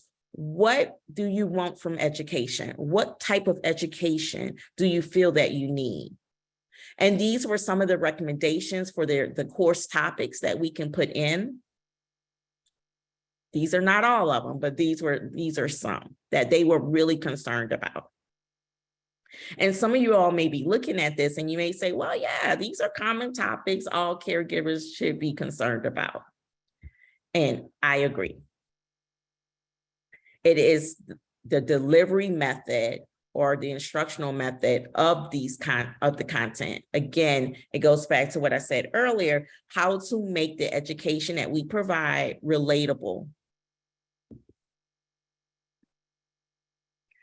So we did our pilot course. We titled it Caregiving While Black. A lot of people was very hesitant about that, but then we have a board with community partners, and they said, no, this is what it is, and this is what we're going to address. So this was an asynchronous psychoeducation course to address caregiving through a cultural lens. It focused on key competencies needed to succeed during a pandemic or a public health crisis. This course was co-produced by Black caregivers. So it just wasn't me and my team. Black caregivers were very engaged. Persons living with dementia was part of the course as well. Healthcare professionals. And it took on a theme. I'm not sure if you all have heard the phrase FUBU, which is for us, by us. We delivered it on a Canvas platform. It ended up being 8 to 10 hours of content with 37 short interactive segments, and we had linked text and video instruction materials. So I'll just show you a little bit of what it looked like. So we had 4 modules. Our first module was just some introduction. And this is an example where we have Dr. Wiley that came in. She's an infectious disease physician. And just at this time, really, we still needed some education about COVID-19 and the things surrounding COVID-19 in the Black community. So this is an example of what module 1 went through. Module 2 was navigating the healthcare system. These are topics and the lessons that we had. So we also had videos embedded in here. Physicians were able to come in, pharmacists, and I have a short clip to show you a little later how we did that. We had social workers also come in and be part of this, nurse practitioners. And we did our best, the way we set up the course, to make it really interactive.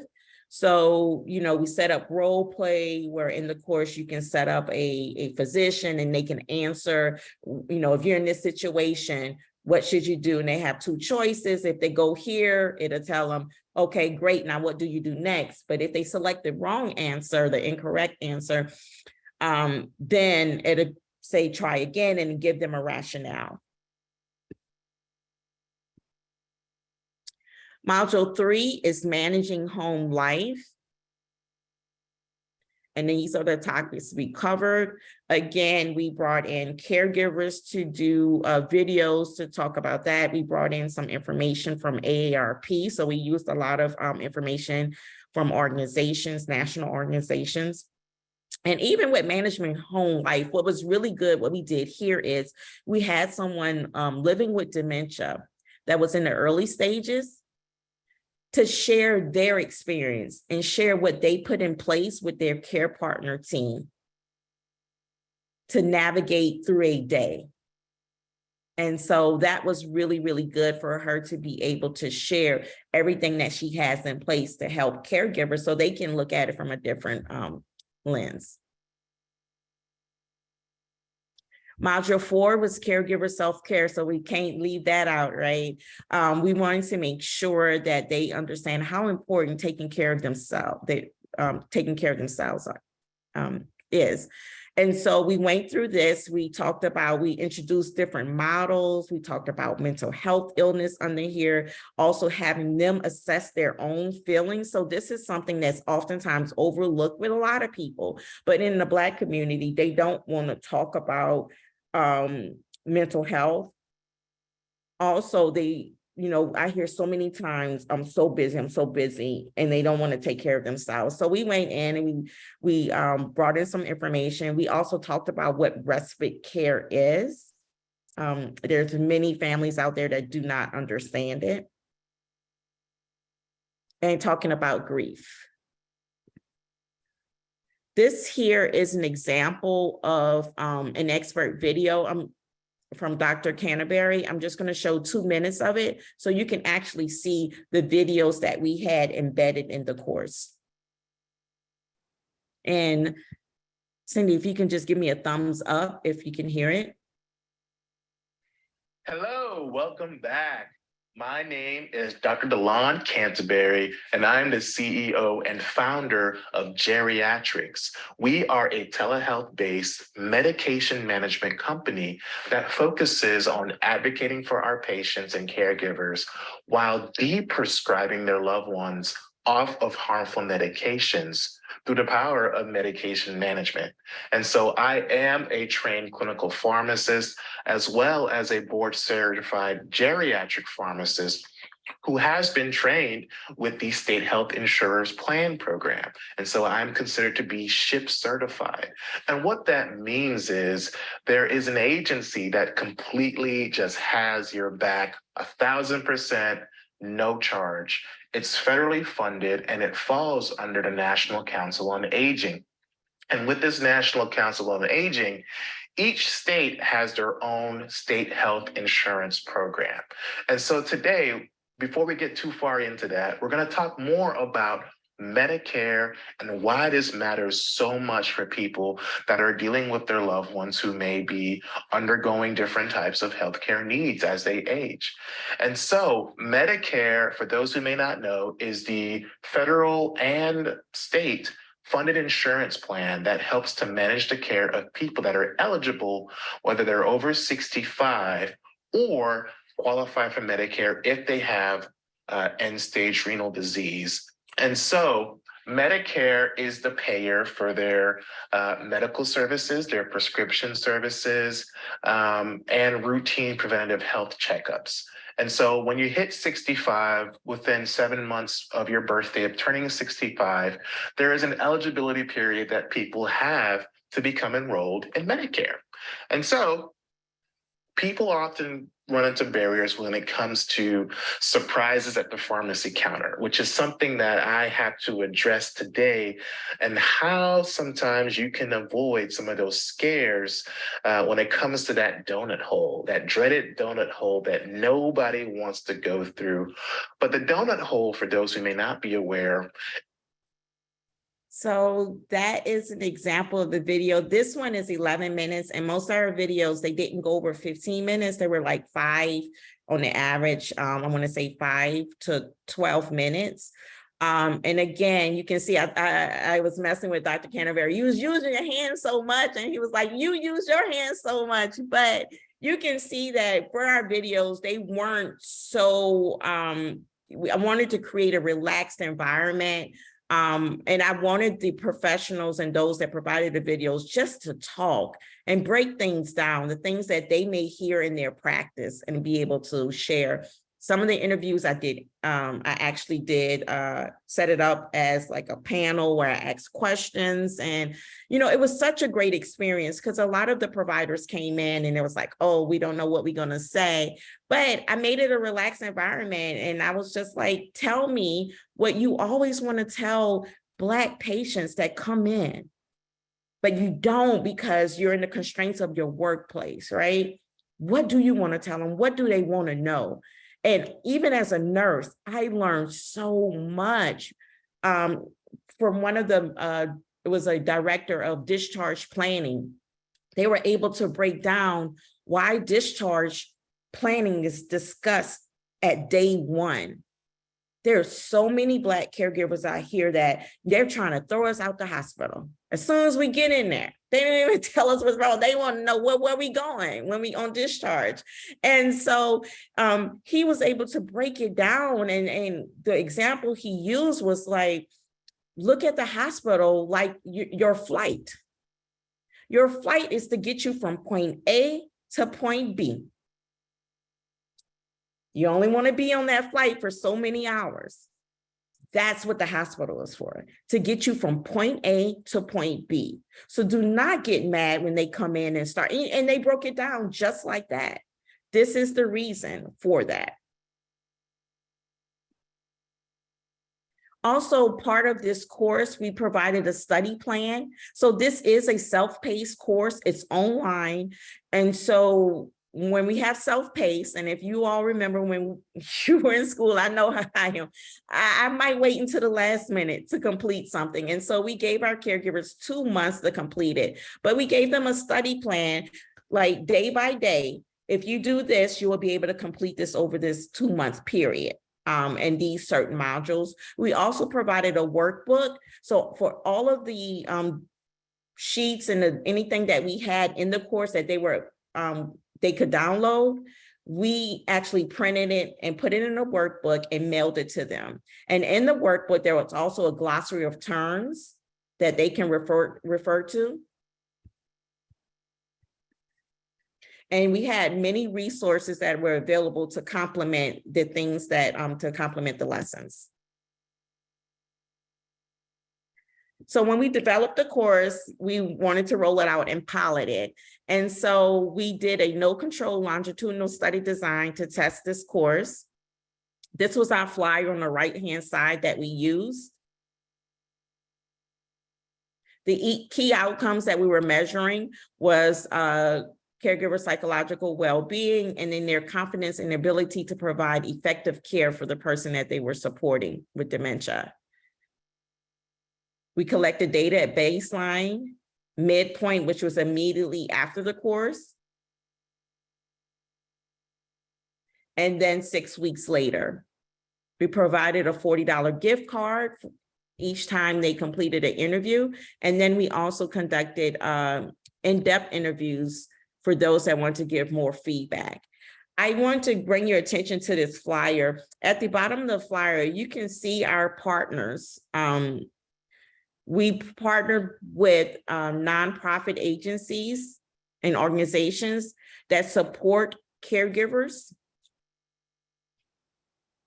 particularly Black caregivers. So it's the James M. Dixon Foundation, Aging Forward, Zami Nobla. This is a organization of, it's a national organization of Black aging lesbians.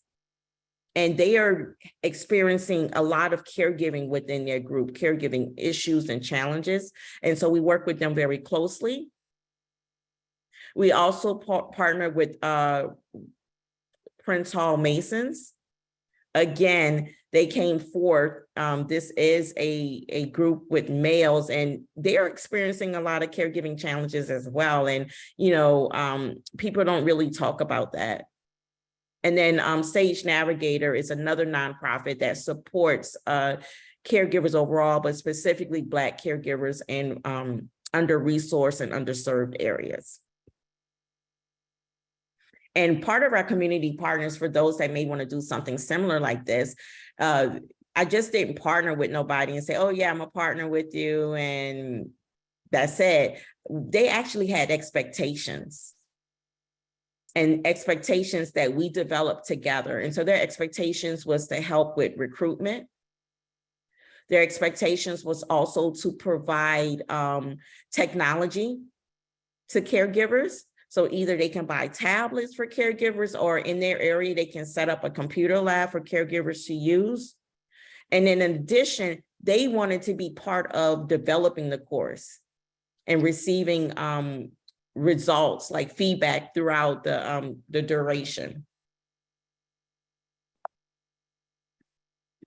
So here are some of our preliminary findings.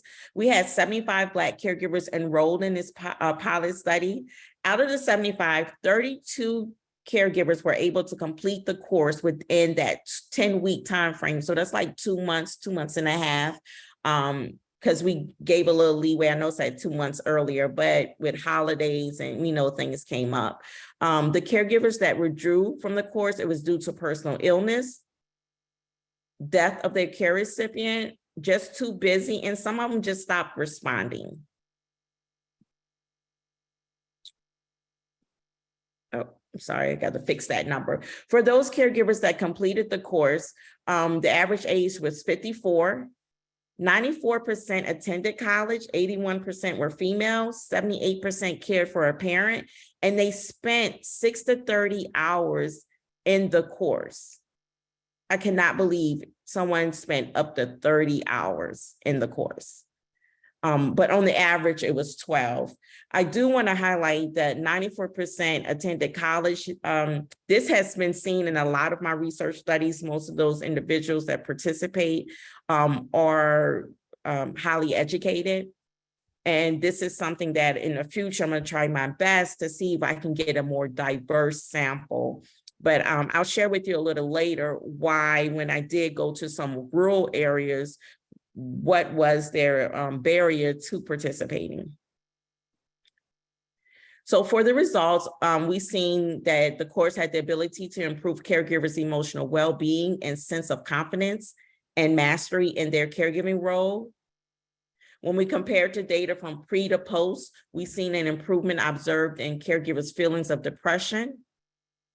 I should say a significant improvement, burden and role strain. For caregiver mastery, we just seen an increase in those scores just by 0.42. So we hopefully will be doing this again and have a larger sample size. And we also, in those in-depth interviews that I spoke about earlier, the caregivers provided that they really appreciated the cultural recognition and that they had feelings of empowerment. And I have some examples of the testimonies. The caregivers who did not complete the course, they had similar demographics. And some of the reasons they cited for not completing was the lack of motivation. They wanted more guidance, desired face-to-face interaction. And again, I work with many faith communities and places of worship, and they actually express that as well. This would be so great if you can do this face-to-face. And here I'm going to talk about some of those caregivers that didn't even enroll in the course. And one of the things that was shared with me was, we don't want a course. It was the word, me using the course. It was education. That just was not attractive to them. They didn't want to have a course that they had to go through. They wanted something that when I need this information, I can go straight to it and get it. So almost like a just-in-time setup. And so I am still trying to think through that and work through that. But it was, as soon as I used the word course, it was an immediate turnoff for many caregivers, especially in the rural areas. And I'm in Georgia, so South Georgia, it was an immediate turnoff. So here are some of the testimonies. I have a few minutes. I would just like to go through them. I no longer felt alone. I saw I have a whole community, caregivers, medical professionals who all care. All of the speakers looked like me. I could relate to them. They were discussing real life experiences that I could relate to that was valuable. Overall, I felt this course was very helpful and very thorough. I had only done one other caregiving course, but this particular course was very helpful because it was created by Black people for Black people. That's empowering. I heard caregiving while Black and chuckled a little, but when I started diving into it a bit and reading the information on health disparities, dementia mythbusters, I got serious because I realized how important it is to have this course, which addresses these harsh realities faced by many in our community. I enjoyed hearing the personal testimonies from other caregivers, like the one who cared for his mother. Hearing his story as well as the other videos made me feel less alone as I care for my mother. The last quote, this course was a lifesaver, and being able to reach out to you all and someone called me right back, that was a lifesaver. I put this here because that talked more about our team and the logistics, how we had it set up. It is really key when we have our caregivers enrolled in programs and courses that we just don't leave them alone, that they know that we're there for them. So we did check-ins with them, and then that helped develop that rapport. And we were able to respond to any of the questions that they may have. They text us, they called us, and they emailed us. All right, this is another short video. This is Deacon Robert Reed. He wanted to do a video, share his testimony, because he really felt so strong about this that other caregivers needed to take this course.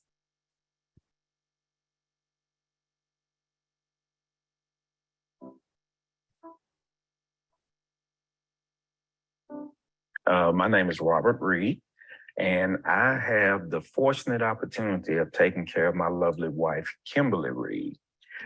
We've been married for 32 years, and Kim was diagnosed with early onset Alzheimer's. I've been her full-time care partner for about 1.5 years.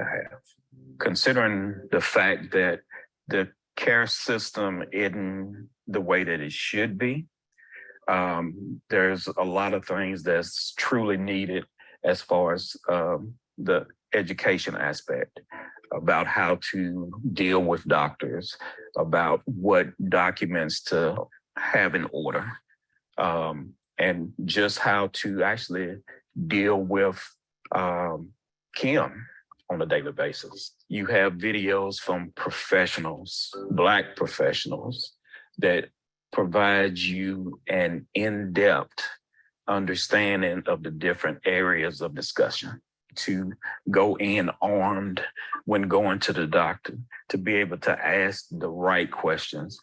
It provides the opportunity for the caregiving course to help, to provide, so that we can comfort our partners as well as advocate on their behalf. Traditionally, we have been at a disadvantage in the healthcare system when it comes to just annual physicals, just being able to even go to the doctor, to afford going to the doctor. So by not being able to do those things, we don't necessarily work on the same playing field as other races. But by having a training course where the research has been done, where real-time interviews and real-time experiences helps people to see and understand things, it helped me to be able to recognize, one, that I'm not alone in this situation, but that I do have an advocate and helper to be able to allow me to know that I don't have to know everything, that I have a reference that I can go to, that I have the opportunity to ask questions, to be able to move forward, not being blindsided like we have historically. And we're not even talking about all of the life events that need to happen, how to set yourself up financially, how to know what questions to ask the doctor. There's so many things that we feel like we know, because if your child gets sick, you feel like you're a doctor and you can actually just literally take care of them. But at some point, you may need to take them to the doctor. There's 3 critical areas that I felt were very beneficial, and that's managing healthcare, which helps to manage the healthcare system. Self-care, which personally I feel is very crucial to the caregiver because you have no time for yourself. Managing the home life, which is 24/7. Literally managing not just for your partner, but for yourself and for your family. Very critical.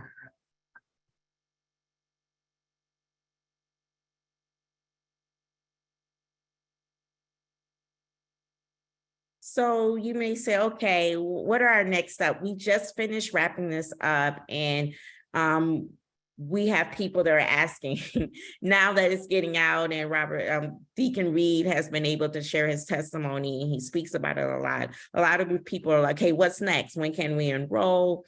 I want to let you all know that we are currently making revisions to the course based on the feedback that we received. As you all know, that develop programs, special education programs, even during this PowerPoint, no matter how many times I look at it, I still seen a couple of errors.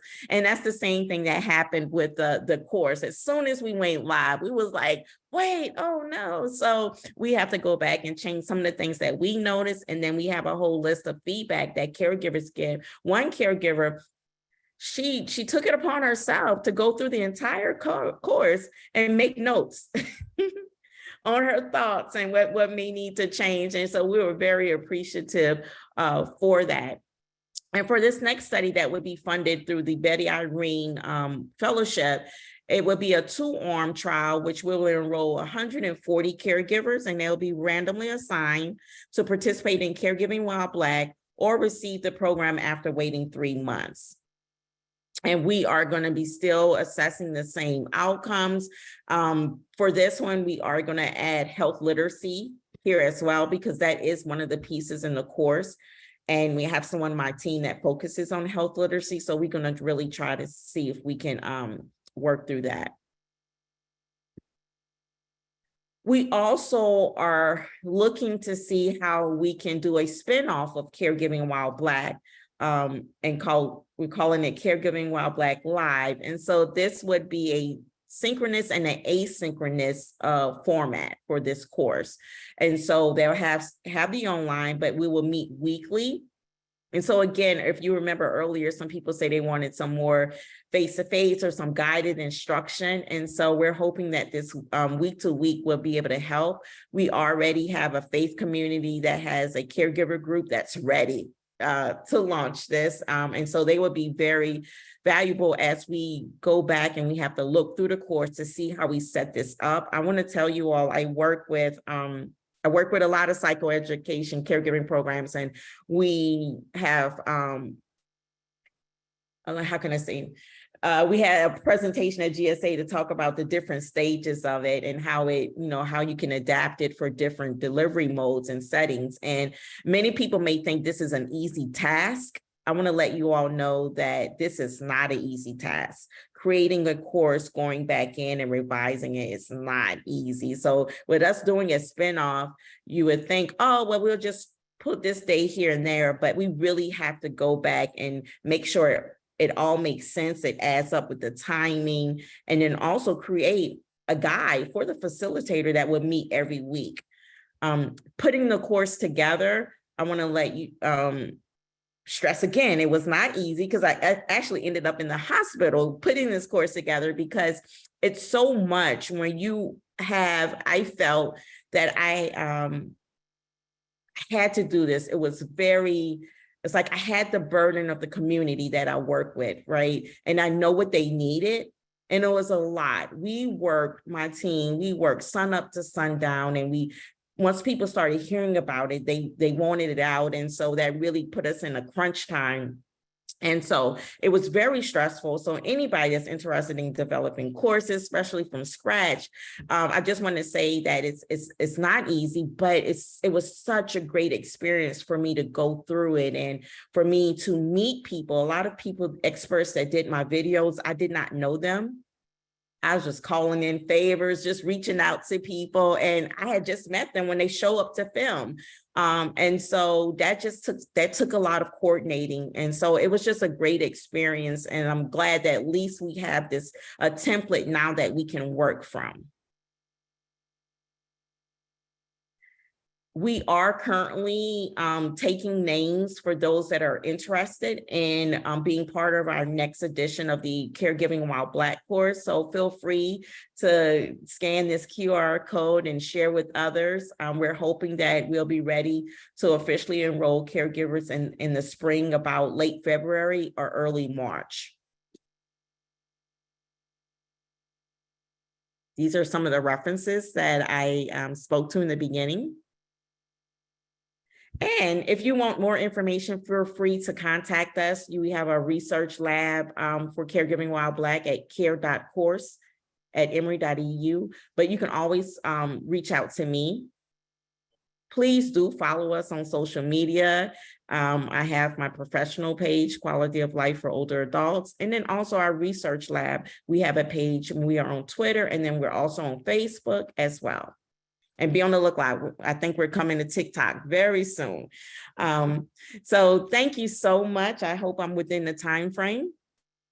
Yes, thank you so much, Dr. Epps. This work is critically important. I think at our National Alzheimer's Project Act meeting just earlier this month, there was a strong emphasis that we need to really engage caregivers in patients' clinical care, and we need to understand that caregivers have really unique needs. And so I'm so thrilled that you're doing this type of research that'll help us to better understand how can we connect with people. You know, the qualitative and testimonials make such a big difference in helping us to understand what do our patients and caregivers really need. So thank you for that.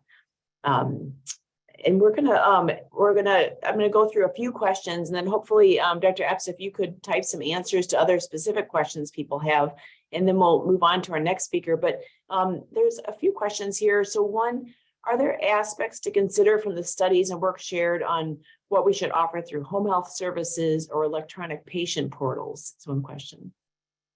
Yeah, so make sure that I'm understanding, do we include any of that information in our education? If that's the question, we do. We encourage the use of using patient portals. We talk about open notes. We actually brought in a physician that really shared how that works, and then they shared how they love it. You know, especially not only for them to access the information, but also to be able to communicate with the provider. And then we do break down home health services. A lot of people are confused about that. And so we share what can be included in home health services. And then we also talk about hospice, what's the difference between hospice, palliative care. Also, if you're just getting someone in just to come and do respite, someone to come sit, you know, we kind of share with them the difference. Thank you. A few more questions. So I apologize for those. I can't get to all of them, but similarly, do you know of any efforts to use community health workers in support of caregivers and persons with dementia? And again, numerous accolades in the chat, so hopefully you'll see those as well. Okay. And so to use community health workers, I actually have had conversations with individuals in Ohio and in Tennessee, where they are looking to do those things. At Emory, we just got a grant to train individuals to be community health workers, but the focus wouldn't be directly on supporting caregivers and those living with dementia. But I actually think that's a great avenue to further explore. As my son, he was a high school community health worker, and he was the one that actually diagnosed me with hypertension. And so I know the power of community health workers, and I speak about it a lot. That's a great example. Good job for your son. Yeah, he actually said, yeah, I told him you saved my life because I had no clue. I just thought I was just having bad headache. Had no clue I was walking around here about to have a stroke. Oh, goodness. Well, I'm glad that he caught that for you. There's another question. This will be our last one. So there's lots of nice accolades in the chat too. Hopefully you'll be able to see the Q&A. But one question, did the Black Americans in your study include recent immigrant groups from Africa? So were there lessons learned about these populations? And she comments there's a large group in Minnesota. Yeah, you are right. There is a large group in Minnesota because I have a couple of faith communities out there, and I partner with the University of Minnesota and the North Star Web. But unfortunately for this, this group, we did have a caregiver that was from the Minnesota area, but they weren't immigrants. And so this is something, as I do the next iteration of the course, that I can be more purposeful and include those caregivers. So thank you for that question and comment. All right, I think we'll need to move on to our next speaker, but thank you so much, Dr. Epps. We really appreciate your contribution. The work you're doing is so important. We're thrilled to hear about your work and to follow along, and I know there'll be other great information. So we'll probably have to have you come back in a few years to to do some more presentations. Sounds good. Thank you. Thank you. So before we move on to Dr. Perez, we're going to just do a brief, and I'll go through this quickly, but just wanted to touch base briefly on our clinic network model. So I'm going to share my screen and hopefully get the right slides this time. So just want to, again, we mentioned earlier, but Wisconsin Alzheimer's Institute is really dedicated to providing quality dementia care and improving access throughout the state and diverse communities. So this a little backdrop, again, in the 1990s, again, this is our 20th anniversary for the conference, but again, in the 1990s, there were stakeholders throughout Wisconsin who came together. So to form the Wisconsin Alzheimer's Institute. So under Dr. Mark Sager's leadership, there's partnerships with Bader Philanthropies, our School of Medicine and Public Health, our Wisconsin Department of Health Services, that WAI was formed, and input from the Alzheimer's Association. So there's a lot of good partners who really recognize the need to increase quality dementia diagnostic services throughout our state. So we want to acknowledge this work was founded again by Dr. Mark Sager, who's really a pioneer in helping to reach out to many of you who are on the call. Barb Lawrence, who is our initial clinic network manager, and then Bruce Herman is a neuropsychologist who helped us to figure out, this rare resource of neuropsychology throughout the state. How can we provide good quality dementia evaluation services in communities that maybe don't have a full-blown neuropsychologist in their communities? So it was really visionary of them to form this network. Back in 1988, hopefully some of you will see yourselves here. So we don't have pictures of everyone from all the time, but we see that there are clinics that have been formed throughout the state. So some in Rhinelander and La Crosse and Milwaukee, Eau Claire, Wisconsin, and in Madison. And again, the Madison team kind of continued to expand, as did other teams with larger communities. The teams again continue to increase. So these are some of the clinics that formed kind of in the next wave of clinic network development throughout our state.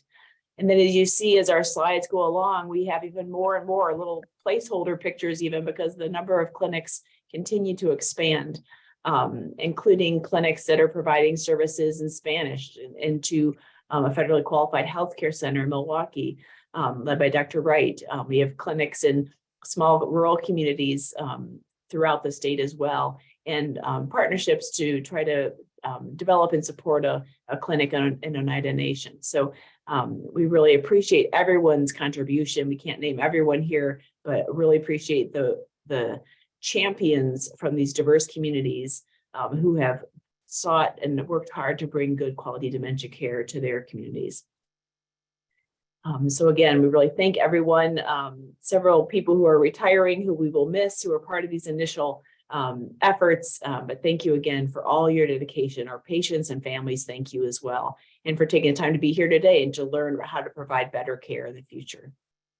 So again, more and more clinics developing, but this is where we're putting in a shameless plug. We really want more and more clinics to continue to grow. Again, we have 36 currently, but there are many communities that have to drive more than an hour away to get good dementia care. And we want it to be less than an hour for everyone. So again, we want to thank our pioneers, Dr. Sager, Dr. Herman, Barbara Lawrence, Suzanne Bottom-Jones, and all of you who have been a part of this initiative from the beginning. We're thrilled to be able to take that baton and carry it forward. Again, thanking Jody Craner, who's our Dementia Diagnostic Clinic Network Manager, Tamara LeCaire, Dr. LeCaire, and Dr. Maura Pinzon, and Uriel Paniagua, who is a new team member. We have to be nice to him because he's from Georgia too, and it's our first really cold day today. So welcome to Uriel. So again, we're really thrilled to have these team members working on collecting data, doing evaluations of educational sessions, helping us to learn how to make this network stronger. And again, hoping to partner with other states. So we've had partnerships with California, with Georgia MemoryNet, partnerships with the South Carolina group that's moving forward with a plan. And I know there's work in Florida for clinic networks.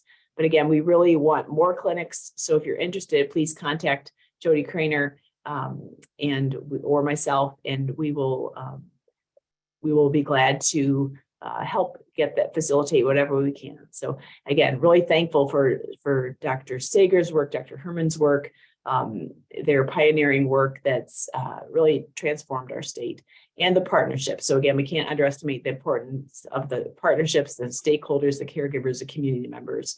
So thank you for that.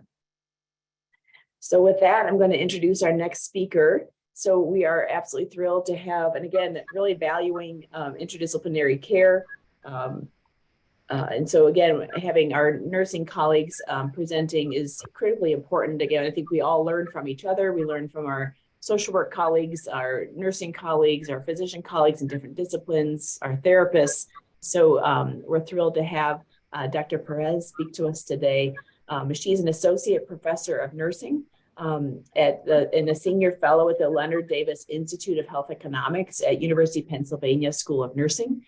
She is, her research program is funded by the National Institutes of Health and the National Institute on Aging on multi-level factors of physical activity, cognitive health, cardiovascular health, and sleep among Spanish-speaking older Latino adults with Alzheimer's disease and related dementias. She's also one of the leaders for the, she's a scientist in the University of Pennsylvania's Resource Center for Minority Aging Research, or RICMARS, which really helped train up the next generation of leaders in dementia care from diverse communities. And she's a board certified nurse practitioner at Mercy Life and works with diverse frail elders in Philadelphia. So we are thrilled and welcome Dr. Perez for speaking to our group today. So I will stop sharing and let you share your screen. Thank you so much, Dr. Carlson. Let's see here. Okay, here we go. Let's see. All right. Share. And can you see this? Yes, it looks great. Okay, great. Great. So it is wonderful to be here. You know, as you were saying, the opportunity to learn from each other, to learn what we're learning across the country in different communities. As you said, I'm a nurse practitioner and a scientist, and I moved to Philadelphia 7 years ago. I am a Latina, and my background is Mexican-American. I moved from Arizona, and the reason that I moved here was really to understand the lives of Latinos, knowing that we're very diverse subculturally. There are factors that connect us that you know, regardless of the country that you're from, there are experiences that connect us, and there are similarities, but there are also some very important differences that make a difference to the to studies like this, right? We're examining cognitive. We're conducting cognitive assessments and determining if someone has mild cognitive impairment, and it can be that minor difference in language, culture, experiences, and how you perceive these screening assessments that would make an impact. So here's my disclosure statement. I do want to acknowledge that funding for the study is through the National Institute on Aging. You see here an amazing team of interdisciplinary colleagues in sleep and aging, dementia, exercise science. You probably recognize some of them, and as well as colleagues from the Leonard Davis Institute, health economists, and just again, a very grateful to have this team. And then here's the real team. As I said, the ones that are with me every day doing the work are the scholars. To me, this has been an amazing opportunity to prepare the next generation of scientists that are bilingual, that are bicultural, that are interested in health equity when it comes to cognitive health.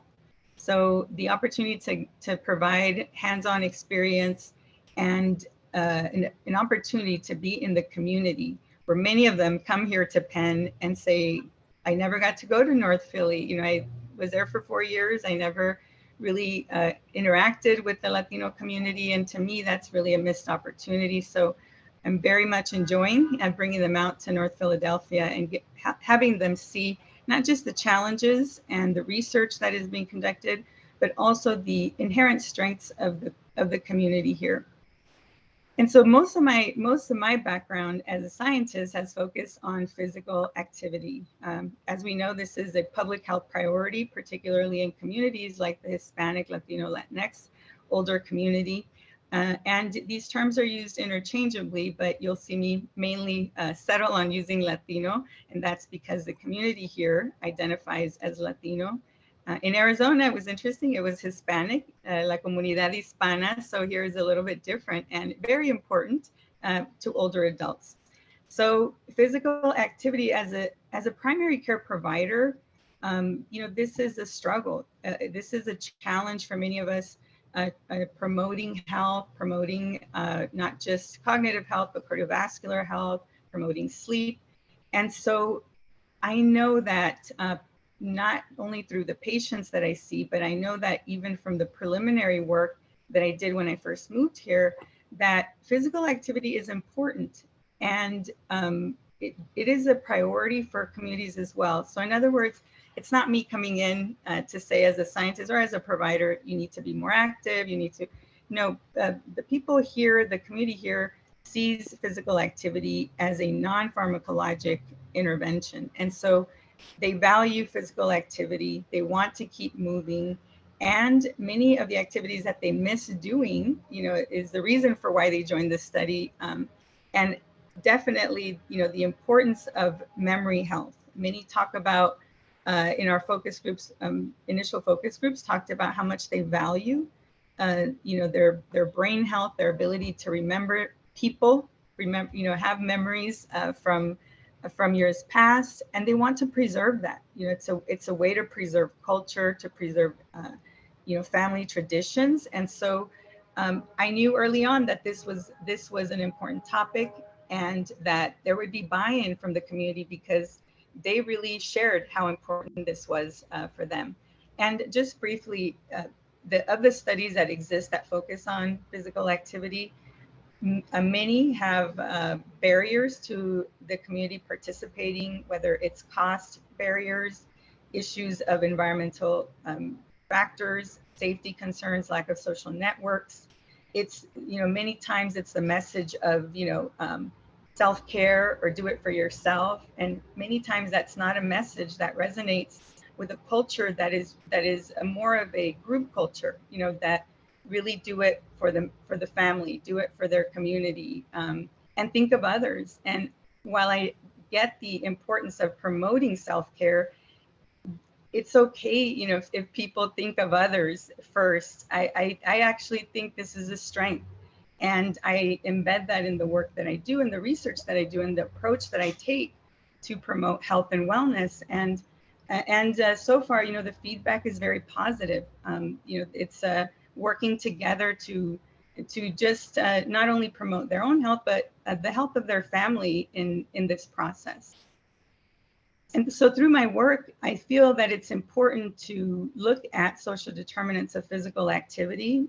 It's not enough to prescribe physical activity or to only look at the individual, but it's just as important and sometimes even more important to look at the conditions in which people live, work, interact with others. And that has been for me the greatest learning opportunity coming to Philadelphia and really appreciating the unique Latino community here and and what they contribute, not just in terms of their community, but the fact that they really want to be part of the scientific infrastructure. They want to participate in research. So a lot of the preliminary work also focused on developing partnerships. In the first 4 years I spent here, it was literally being out in North Philadelphia, traveling even to the to some of the farm working communities here outside of Philadelphia. There exists the largest mushroom agricultural community in the world. This is a place that produces most of the mushrooms that we eat. So it's been interesting to see the differences in Kennett Square, where there are agricultural workers that move from all over Latin America.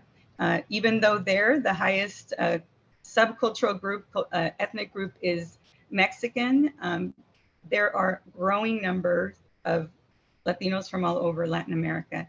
Here in North Philadelphia, the majority of the Latino older community are Puerto Rican.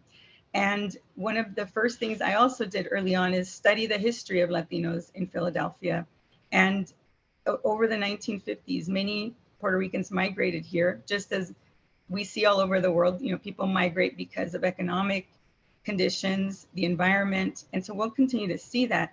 But again, the focus groups that we conducted gave us great insights into the history, into the values of the community, again, highlighting that memory and sleep are very important for them and for their family, and the issue of neighborhood safety that, of course, I know about because of this is research that I do, but it's in a very unique consideration for the barriers that the community faces here. We conducted GIS mapping to show that the zip code in which participants in our preliminary work live experience some of the highest neighbor safety concerns using data from at the FBI, using data to look at not just crime, but the levels of crime that people experience, but also taking into consideration the opportunities for health promotion and physical activity and areas that are a source of pride for people that live here.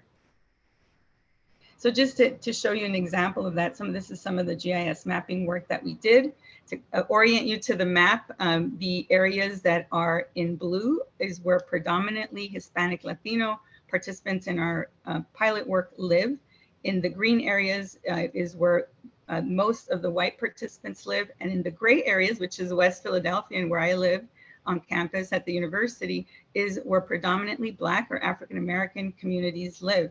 Here we were looking at population density. So the darker the areas is where the higher density, you can find the highest density. So North Philadelphia is considered the blue area where Latinos live. And so you could see that where Latinos live and the Black African American community live, we see higher rates of population density. And if we look at other things, it's the same sort of trend. You see, higher crime in these neighborhoods and lower median housing value. Darker the area, for example, housing values of less than 61,000.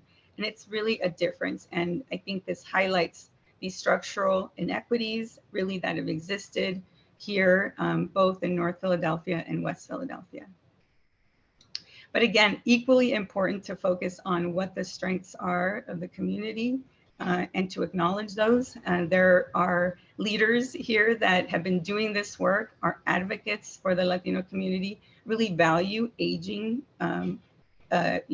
being healthy across the lifespan and aging with dignity. So I was very fortunate to quickly, integrate into this group because what they what they really appreciated about me, I guess, is that, you know, that I have a health background, that I'm a nurse, and that I can bring to their existing coalition, you know, this focus on inequities and to talk about our state of health.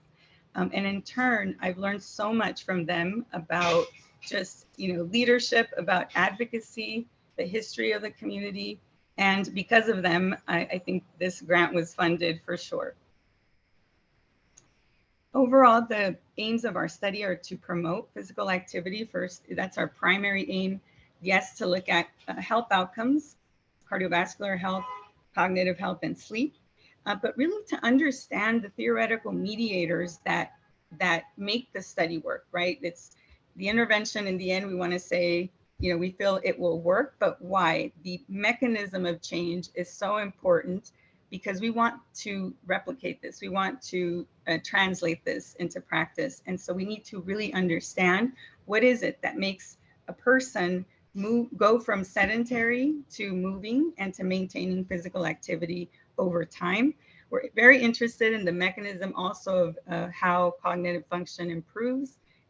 And we know that there are several pathways, but we're looking at cardiovascular health and sleep, and ultimately looking at intervention costs and comparing that to healthcare utilization, because we know that you know, focusing on and supporting and sort of making sure that we're investing in health promotion in the community is very important to our healthcare system overall. The study, the framework that we use is adapted from Dr. Fleury's original concept of motivation, and that really being the theoretical mediating process that we're studying, the individual's motivation.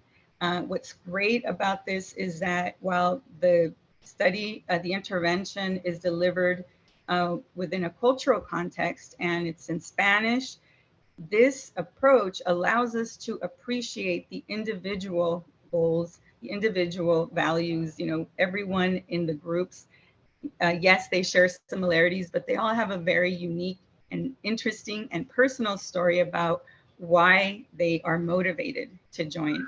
And so you see intervention strategies here. I do work with community health workers. Here, the group prefer community health promoters. So that's what we use in the study. And they are recruited through an academy of Esperanza Health Center, has years of conducting community health promoter institutes. And so it has served as a great network for us to recruit and include leaders like the community health promoters in our study. They actually lead the walking groups.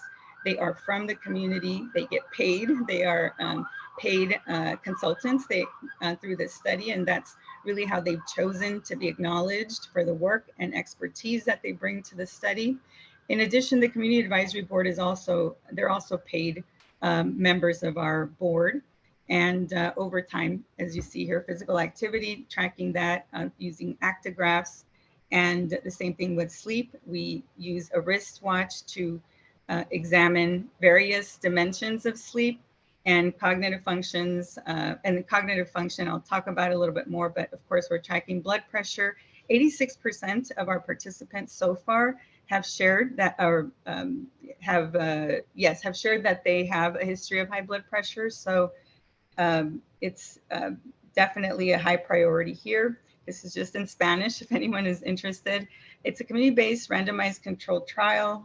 We have group walking sessions that meet twice a week for 3 months, followed by biweekly mobile health text messaging or phone calls for another 3 months. It's that phase of motivation, you know, the theoretical mediators that we're interested in. So motivation is that readiness to begin a physical activity program, but the self-regulation is that sort of next step. And what you see in physical activity work is that many times people start a program, but they don't maintain it. And so we want to get at maintenance and understand that a little bit more. The control group receives education topics that were selected by our focus groups when we started. So it's all topics that the community wants. They so far have been, we've received feedback that they're very valuable. Both groups so far seem to really enjoy, regardless of the group that they're in. We have very low attrition and a lot of satisfaction because the community has had a voice in developing both the intervention and control groups. We look at these outcomes at baseline, 3 months, 6 months, and 12 months. So here are some of our groups. What's nice is that all of our community partners have also given us space to walk inside. We have participants that use a cane or a walker. And so we conduct a screening to ensure safety, and everywhere we are is a safe place for them to walk, and they can continue to use facilities like this. So it's been just a great experience seeing the building of partnerships that then when participants are, even when they're done with the study, they can continue to attend many of these settings. Here's our inclusion criteria, because we're interested in those participants that are historically excluded from research. This is a study that's delivered in Spanish. We have a lot of participants that are bilingual, and we adapted the program and the screening to be able to take into account their ability to speak 2 languages. So whatever they respond, whether it's in English or Spanish, we take that into account. And we've also had to look at the scoring for MoCA. I'll share more about that, and added some other measures to make sure that we get a good perspective, not just based on one screening, but that we are able to look at several things to determine if the participant would be a good participant for this study. They would benefit, in other words. So the screening, the EASY screening is what we use. This was developed by Dr. Barbara Resnick.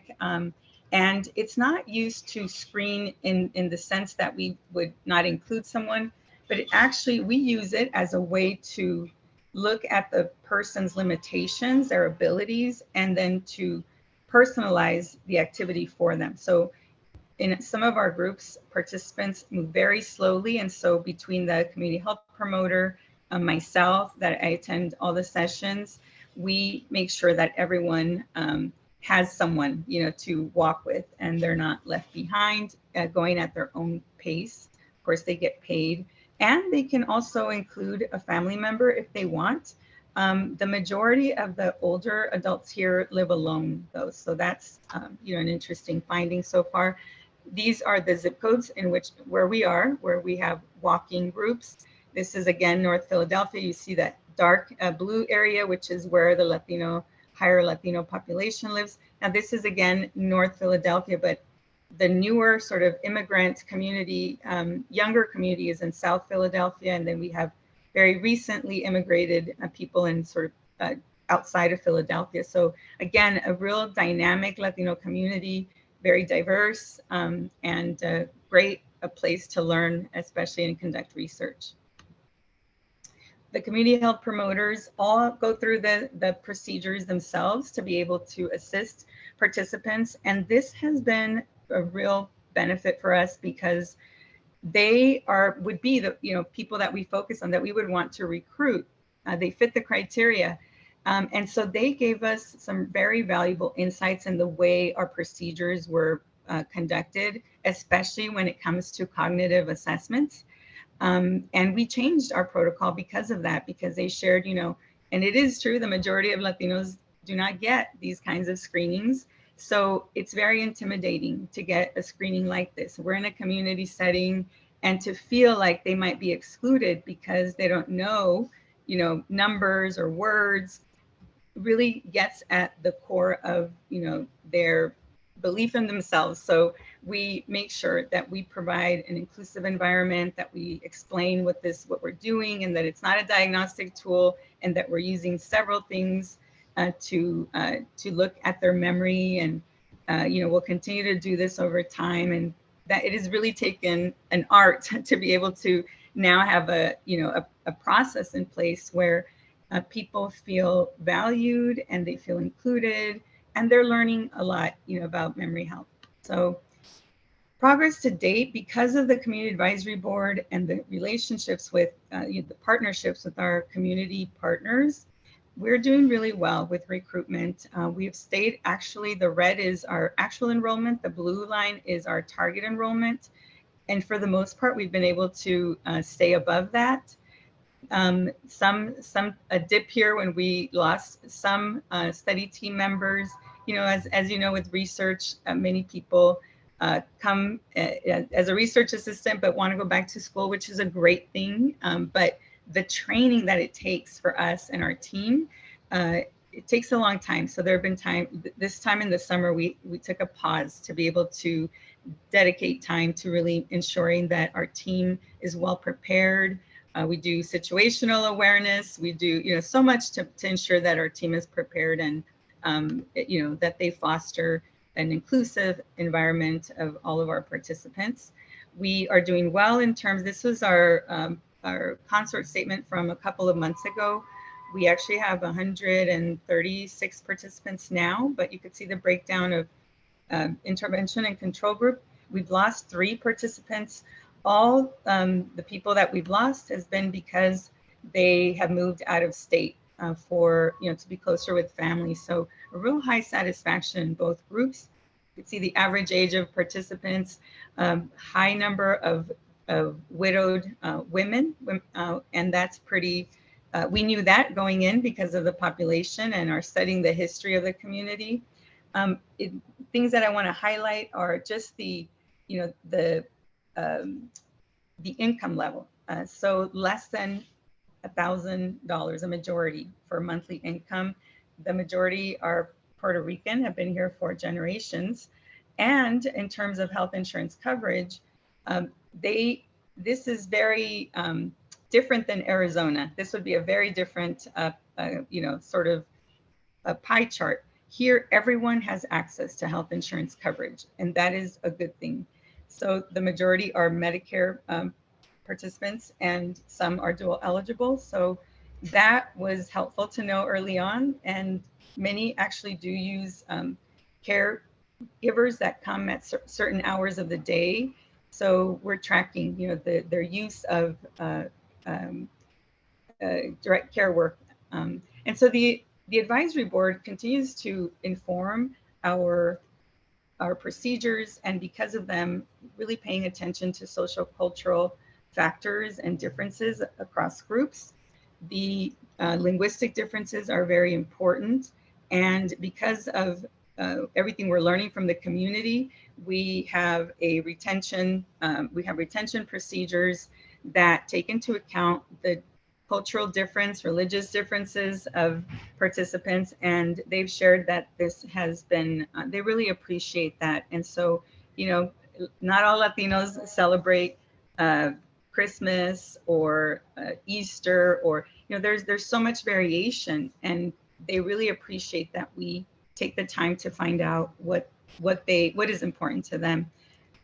And so here's an example of cultural variation and language differences. So there is a question, as many of you know, that conducted the MOCA and some of the neurobattery tests that we have available, questions about fruits and vegetables.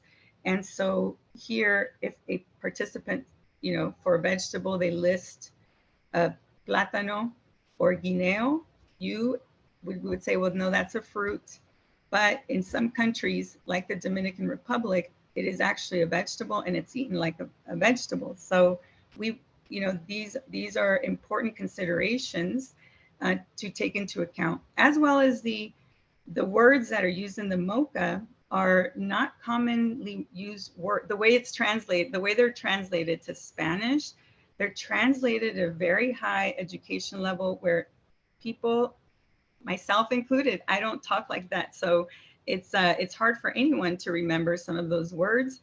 It is also based on education that is, you know, from first through 12th grade. In some countries, that's not the education system that they have. And in many countries, we have older adults in our study that, you know, grew up in a country where they were not allowed to go to school, and they didn't learn how to read and write until very late in life. Does it mean that they are cognitively impaired? No, because they actually, when you talk to them, they are so intelligent and so insightful, and they're independent and help take care of their grandkids. So we take into account, you know, sort of a global perspective of the person and not just their responses to some of these questions. So as I said, this was important for us to learn early on, was that religious preferences, because this is important to the community.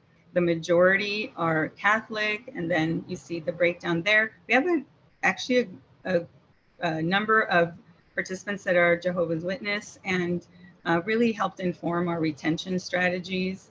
For example, here, I didn't know this, you know, countries celebrate Mother's Day at different times. Here in the US and in Mexico, it's May, but in Mexico, it's May 10th, just as it is in many countries. But if you look at others, it's different months.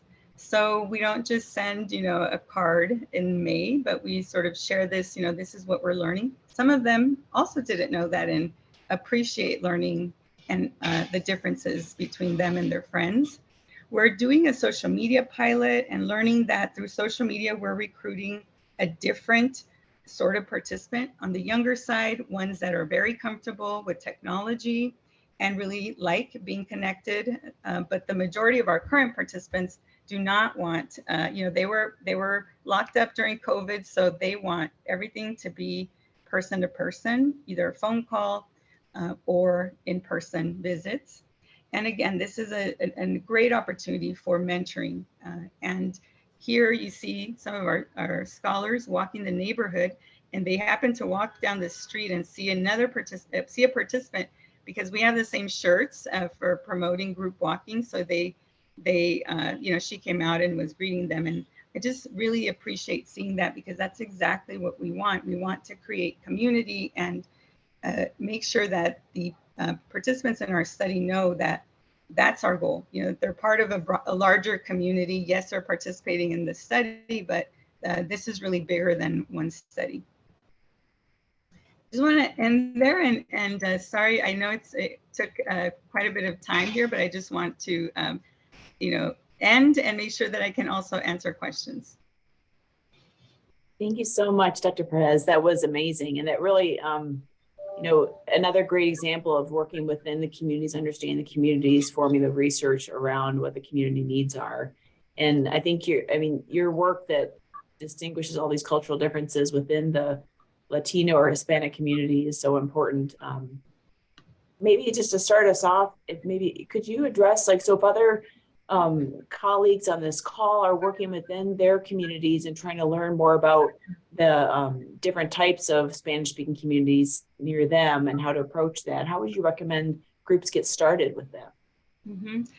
Thank you for that. Yes, that's a great question, because it obviously, for me, this is my work and my practice are informed by my own experiences growing up and seeing firsthand the inequities that exist in the community. But I think it's all of us, right? I so appreciate colleagues across the country that are interested in addressing inequities. So it is for all of us to do. And I think that a great place to start is by learning the history of Latinos in your community, and to learn the different nationalities that are represented, the different cultures, and to really spend time personally there.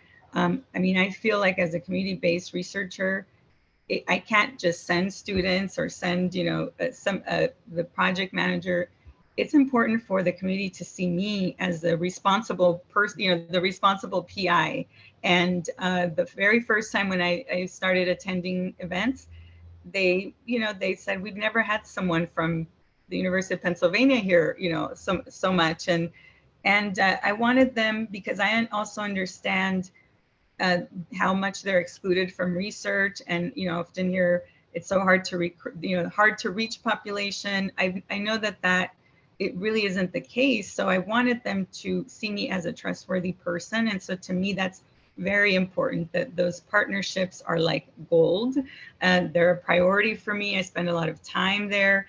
And so spending time learning the history and doing some of that work that entails bringing people together, whether it's through focus groups or, you know, I don't work that they're doing. If there's a coalition where I can learn from and it can help inform my work, I can join. I don't have to lead it. I can be a participant, and inevitably collaborations take place, because I'm not there to just bring my agenda, but to really learn what their agenda is, and to become part of that community. So I think those three things are are helpful, especially if you're just moving somewhere, or if where you are, there are a growing number of Latino communities. I think that's a really great way to start. Thank you. We have a couple other questions. So one is from Dr. Maria Mora-Pinzon, who's, I'm not sure if you've met yet, but Dr. Mora-Pinzon is doing research to try to increase access for Latino communities for dementia care. So her question is, how do you handle the balance between addressing these community needs versus completing the research processes?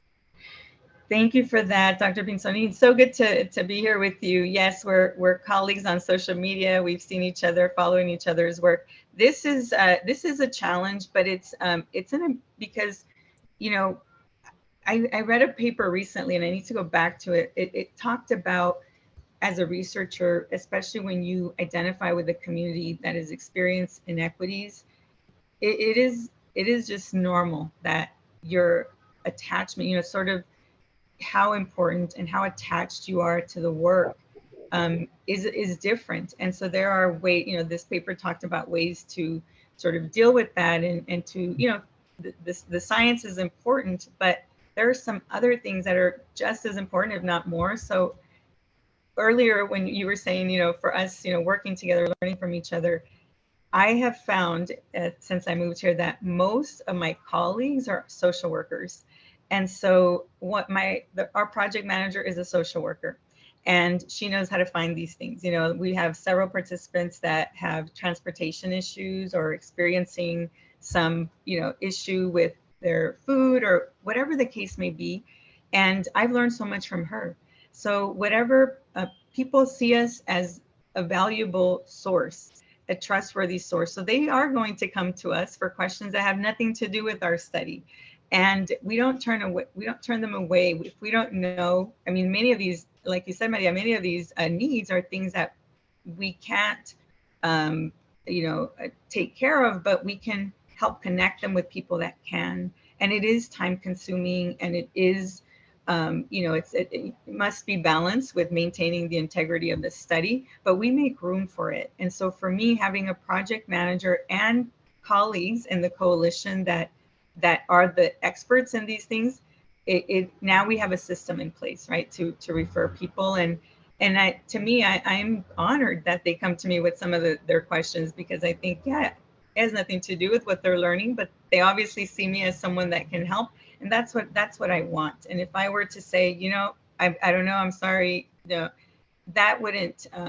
probably wouldn't be helpful for me either. So I would also feel guilty, to do that. And I wouldn't be myself. I wouldn't be authentic. So that's important to me too.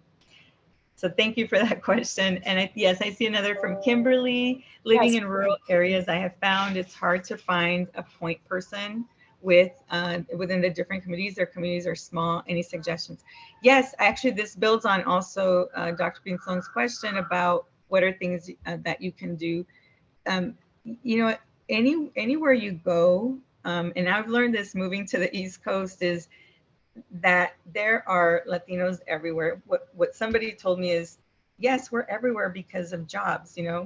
I was surprised that when I went to Rhode Island for a conference, that there were a lot of Mexican people working there. And they told me, I said, how can you live here? It's so cold. And, we're Southwest, we're desert people. And they said, because of jobs, we're going to go anywhere. So what I can guarantee is that wherever even in a small community, there are organizations, nonprofits, leaders that already are the ones in the community that residents look towards for guidance, for help.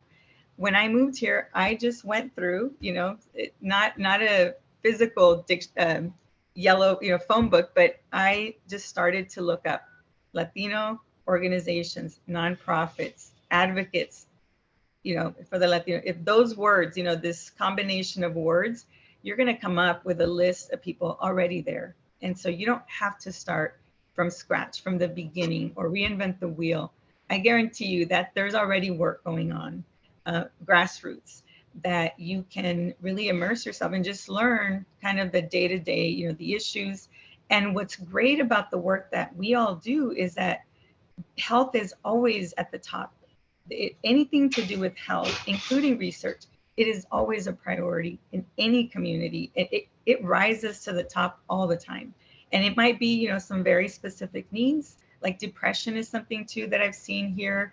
And indeed, in the Puerto Rican community, epidemiologic data shows that Puerto Ricans tend to have higher rates of depression. So, just taking the time to learn some of those foundational differences and maybe, what's unique about the community. Thank you. I think we'll have to finish there. We really want to thank you so much, Dr. Perez. Again, we do have colleagues for others who want resources in Wisconsin. I know our United Community Center in Milwaukee has a lot of ties with Spanish-speaking communities around the state. So we'd be glad to, I hope we're not volunteering too much, but we're glad to put you in touch with them for those of you who have their questions about Wisconsin communities. But thank you, Dr. Perez, for your presentation. Your research is really, really valuable. So thank you so much. We are going to move on to our last speaker. So I'm thrilled to introduce my colleague, Dr. Sterling Johnson. So many of you know Dr. Johnson. He is the Associate Director of Wisconsin Alzheimer's Institute, also the Associate Director for our Wisconsin Alzheimer's Disease Research Center.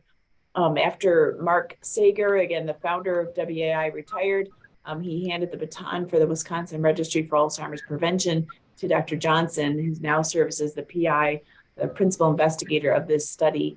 Again, this is a study that's made a huge impact. And again, this is another one that's celebrating its 20th year. So we look forward to hearing about the advances that we've learned from the RAP study. So again, Dr. Johnson is a professor of medicine. He's trained as a neuropsychologist.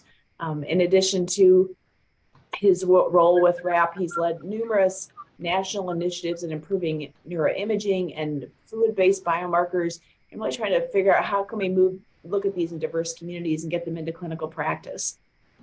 His lab is interested in these longitudinal brain changes for Alzheimer's disease and integrating these biomarkers. He's been continuously funded by the National Institutes of Health for decades.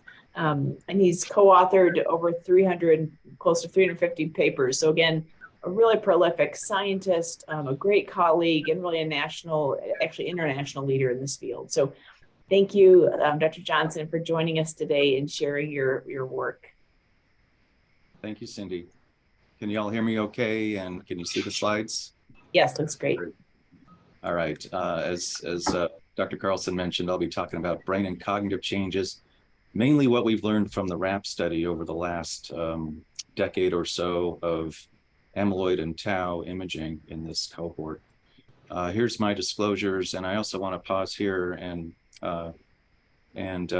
just comment that as these companies look for therapeutics to find ways to solve this disease for all communities, it's important that they hear and know what actually is happening in the brain. And that's where we can come in. And for years, I had avoided these kinds of interactions, but more recently, I've welcomed them because we have the information they need and the information that you need and our communities need to solve this, the problem of AD. So Alzheimer's disease has already been covered today by Dr. Petersen. Is defined by its dual proteinopathy, amyloid and tau. The clinical stage is defined separately. It's got a prolonged pre-symptomatic stage, and it may or may not progress to symptoms. We have PET and CSF markers appropriate for AD. We don't necessarily have good biomarkers yet for the other things that might be co-occurring, as Dr. Petersen pointed out. And this is so important because our therapies are getting better and better with each shot on goal with Alzheimer's therapies. They're getting better. And it's Also, our biomarkers are getting better, which I hope you'll appreciate by the end of my talk. And so now we're going to be focusing more as a field on the other pathologies that are impacting cognitive decline. And I think that's an important area for our future. So as Dr. Petersen mentioned already, we have this NIA research framework, the so-called ATN framework. This is so important for our field, and I'm going to show you today that we think it really does work, especially in the pre-symptomatic time frame of this disease, when it may be acting more by itself without comorbidities, because vascular disease may not have yet had time to set in, or these other proteinopathies. I'm not sure about that statement, but I think the younger you can go into, say, midlife, the more likely you are to have maybe a single etiology. But that kind of, the accuracy for that kind of statement will, it needs to be validated with biomarkers for these other proteinopathies, which are in our future, I hope. Well, this is a very simplistic, overly simplistic way of viewing this disease. The plaques happen, the tangles happen. Finally, there's brain cell death, enough to trigger some sort of symptom presentation, and that keeps progressing towards dementia and beyond. And this whole process takes 10 to 25 years, maybe more, from the time that a person first develops amyloid plaques to getting dementia. And then from that time point of being diagnosed with dementia on to eventual death, that's another 10 or 15 years on average. So it's remarkable to think that a person would be living with this disease pre-symptomatically, potentially quite a bit longer than they live with the symptomatic phase of this disease. Here's a very simple way of viewing this. The plaques, we see it under the microscope, and the tangles we see under the microscope. We can now see these things by and large with imaging, and we no longer need to wait till death to learn if it's Alzheimer's disease, assuming we can have these biomarkers available to our communities who we practice with. But neuropath is still so important for understanding what else might be going on, and for, of course, telling us how much pathology with AD is going on. But here's just an example of how clear this can be with imaging. Two patients with mild cognitive impairment. The one on the left, as you can see, has a lot of red signal, which in the way are coloring these maps, red is bad. And you can see it just really pops out that this person on the left has both amyloid and tau in their brain, the two pathologies in Alzheimer's disease. Participant 2, although they have mild cognitive impairment, they don't have amyloid or tau. And so we might think of other explanations for their cognitive dysfunction, whether they be modifiable explanations or other proteinopathies that might be co-occurring. For AD biomarkers, we have a slew of tools now for amyloid detection in the brain, and I've listed some here, both PET-related markers as well as spinal fluid markers. And we also have really important tools for detecting tau in the brain, and really good markers for detecting neurodegeneration. And the progress in our field over the last few years has just been extraordinary here. And we're getting to the point where we will have these plasma markers, and I'll share some exciting new data with you about plasma markers in the RAP study. But first, let me just introduce the RAP study to you. Our main goals are to detect cognitive decline when it's more, and determine when cognitive decline is more than normal aging. We want to know, when does Alzheimer's develop? When does this proteinopathy kick in, and how early can we detect it? And what health, lifestyle, or genetic factors would increase a person's susceptibility to the disease and to cognitive decline? And this is all done in the context of this longitudinal study starting at midlife. The overall context for this project is that RAP is housed within the Alzheimer's Institute that Dr. Carlson directs, and it's a partner with our Alzheimer's Research Center.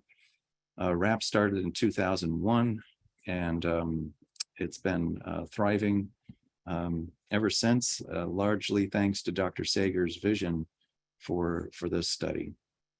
It's we think of this as both a longitudinal study in and of itself, and also a registry for over 20 linked studies. Many of these are NIH-funded, peer-reviewed grants, and it's been a really effective way of providing data and subjects, participants, willing participants for our faculty here at UW and elsewhere who want to study the pre-symptomatic timeframe of this disease. I already mentioned some of our goals. Here's where our participants live, here on the right, and on the left are some demographic features. The average age is 67. 73% have a family history. About 41% have this APOE gene.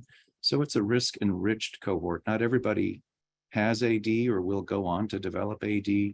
We know from the PET studies that we've done, it's really just about 25% of the cohort that have amyloid in their brains. And so that means 75% of the people don't have it. And that's an important thing to think about. Okay, what have we done with this study over time? Well, I want to touch on three things. One is the precision that we're able to get now with the biomarkers, and that's the first square here, and also how that's helping us understand very subtle cognitive decline that we think is happening way into midlife, and I'll show you some data on that.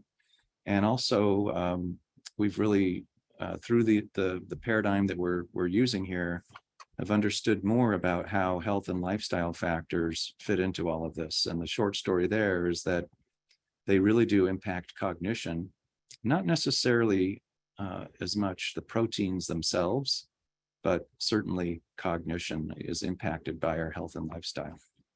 And our future with RAP is to expand the interval between amyloid onset, and I'm going to tell you all about amyloid onset in a few minutes, and eventual cognitive decline. How can we prolong that window of time?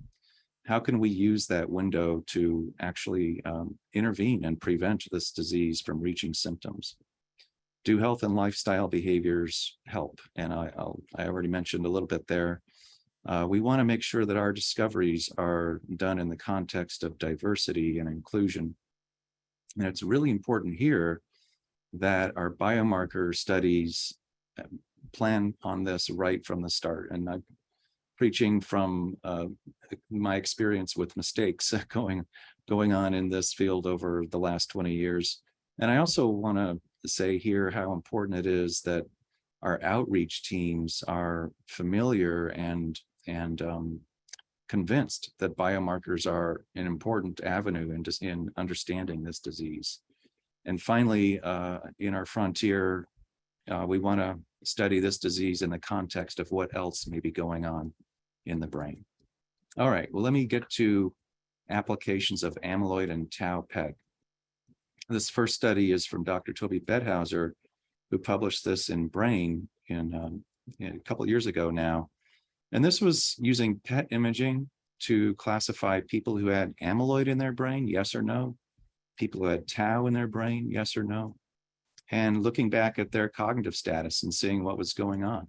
And so we had 160 people from the RAP study who were all normal at their first cognitive exam. And we looked at these PET scans and grouped them based on their patterns of PET, the PET proteins that we were able to detect. We had these amyloid groups and tau groupings. And what you'll see here is that you'll have four natural groupings: amyloid positive, tau positive, that's the group here on the right, amyloid positive, tau negative, amyloid negative, tau positive, and then double negative for both. This is by far the biggest group, as I've already alluded to. And this group with both amyloid and tau was fairly small in this early study. We've got a lot more subjects now. But just to show you what's going on here, if you have amyloid in your brain, you're more likely to have the APOE gene. If you have amyloid in your brain, you're more likely to be a little bit older at the time of that PET scan. and so on. Let me, there was no differences in their demographics or ethnocultural groupings. As I said, there was a significant ApoE difference by their amyloid status. But here's what it looks like cognitively. Each line is a cognitive trajectory in a person. And that red group is the group that has both amyloid and tau in their brain. And keep in mind, these were all asymptomatic people in the RAP study in midlife.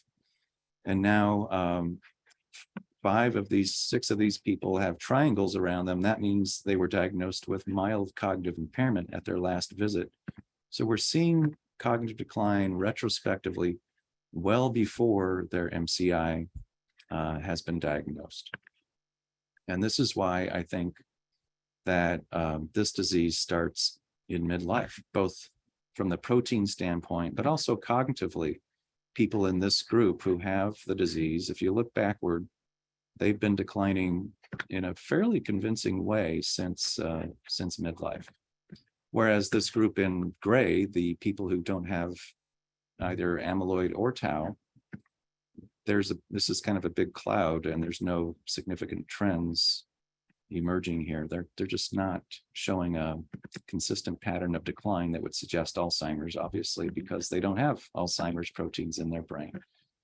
And the group with amyloid only, there's also not really a meaningful trend here. It's really this group that has both that are exhibiting decline. And this group is declining about 3 times faster than the other groups. And the insight here is that if you have amyloid and tau in your brain, you've been declining, likely since midlife or whenever this disease started developing in your brain. And ApoE, as was pointed out today, is not synonymous with having Alzheimer's disease or having amyloid. Yes, people who are amyloid positive, 90% of them have ApoE in their brain, or 80% of them. But there's many more people among the amyloid negative group who have amyloid or who have the ApoE genotype. So it's not synonymous. Having this gene doesn't mean you're going to get amyloid, doesn't mean you're going to get Alzheimer's. It's a risk factor.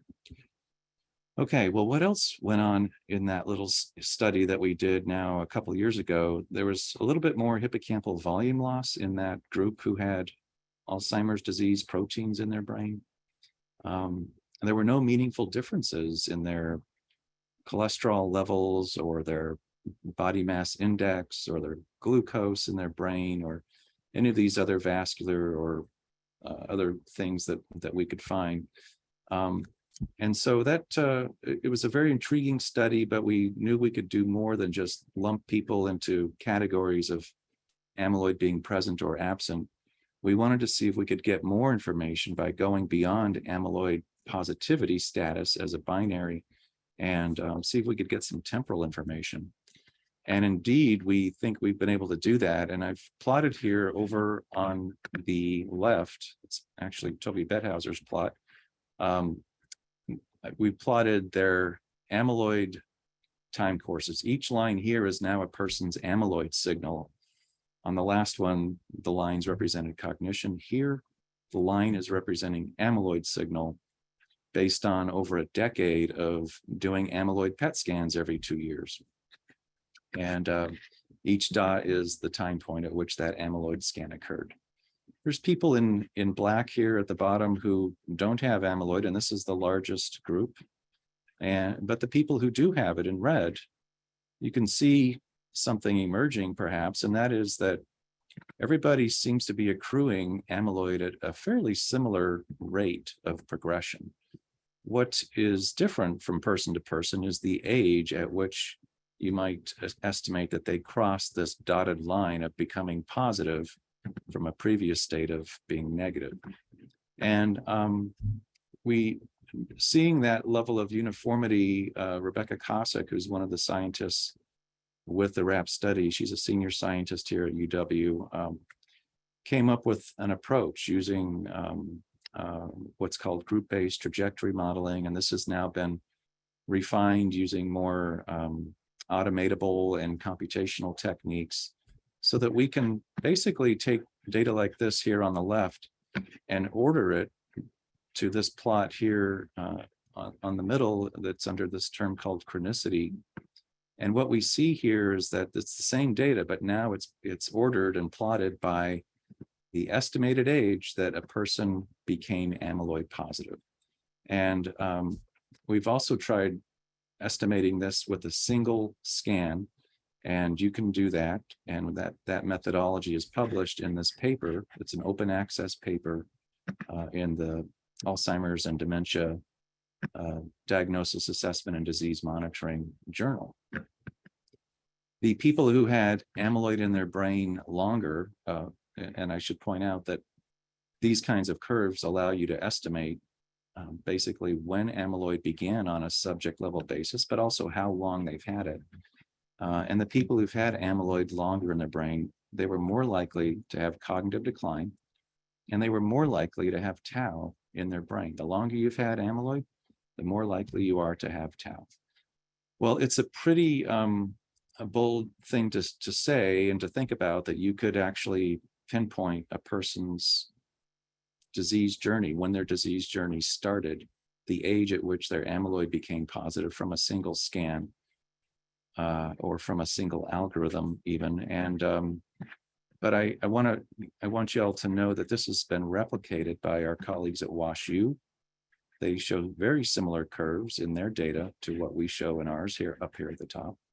WashU is here in the lower left, and middle left. The lower left is our colleagues over at Mayo from Dr. Petersen's study, and they're able to fit very similar curves to their data, suggesting we can get temporal information from these PET scans. And we've done the same thing with the Baltimore Longitudinal Study on Aging, BLSA. We see the very same characteristic escalator-like rates of change in amyloid positivity, such that we can fit this kind of algorithm to it. And even in the ADNI study, which is over 60 different sites and many different types of scanners and lots of heterogeneity, even in that study, we were able to see this kind of orderliness, such that we're able to fit an age of onset and a disease duration from those data. And the algorithms and the details are published in Toby Bedhauser's 2022 brain paper, which I think will be a landmark paper for our field. And encourage you to look at that if you want to learn more information about that. One of the figures from his paper is this one, and this is just showing our estimates of age of onset. And this is in the ADNI data, the Baltimore data, and then the RAP data from our cohort. And we see that just going to ADNI, we see that the age of onset of amyloid is anywhere from age 40 to 90 plus.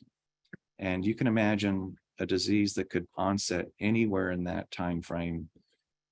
It's not enough to simply know if a person's amyloid positive or not. You got to know how long they've had it, how much amyloid is in their brain, because that's going to really dictate when they're going to decline and how much tau might be present in their brain as well, and how appropriate they may be for certain therapies. One thing we observed across all these cohorts is that if you're E4 positive, you're going to have an earlier onset age of amyloid. And in fact, it was about 10 years earlier for the E44 homozygotes compared to E33 homozygotes. Well, so that's, I think, an important insight here, is that the age of amyloid onset can be any time in midlife or beyond. It's not enough to just know if a person's amyloid positive or not. You got to know how long they've had it. And we think we can do that with PET imaging. And we also think it might be possible to do in plasma. And I'll show you an intriguing slide on that in a minute. But what does this mean clinically? What we've done here is plotted their amyloid journey on the x-axis and their cognitive journey, so to speak, on the y-axis using their CDR sum of boxes. Dr. Petersen already talked about the CDR sum of boxes today. And what we see here is that there's actually a lot of variability. A person could be amyloid positive for, 25 plus years for this particular case here, whose CDR is remaining 0, 27, 28 years into their amyloid. But then there's other people who rise very early on their CDR and they get amyloid or they get impairment much earlier than their amyloid burden would predict. In fact, if we plot the blue trend line, which is the mean, it takes about 24 years to reach a stage of impairment. A CDR global score of 1 it takes about 24 years in this data set. But there's so much heterogeneity, and some of that is due to the fact that these people over here who are ahead of the curve, who've reached impairment sooner, they're older, which might imply that they have more additional pathology, vascular pathology, or other proteinopathies going on in their brain.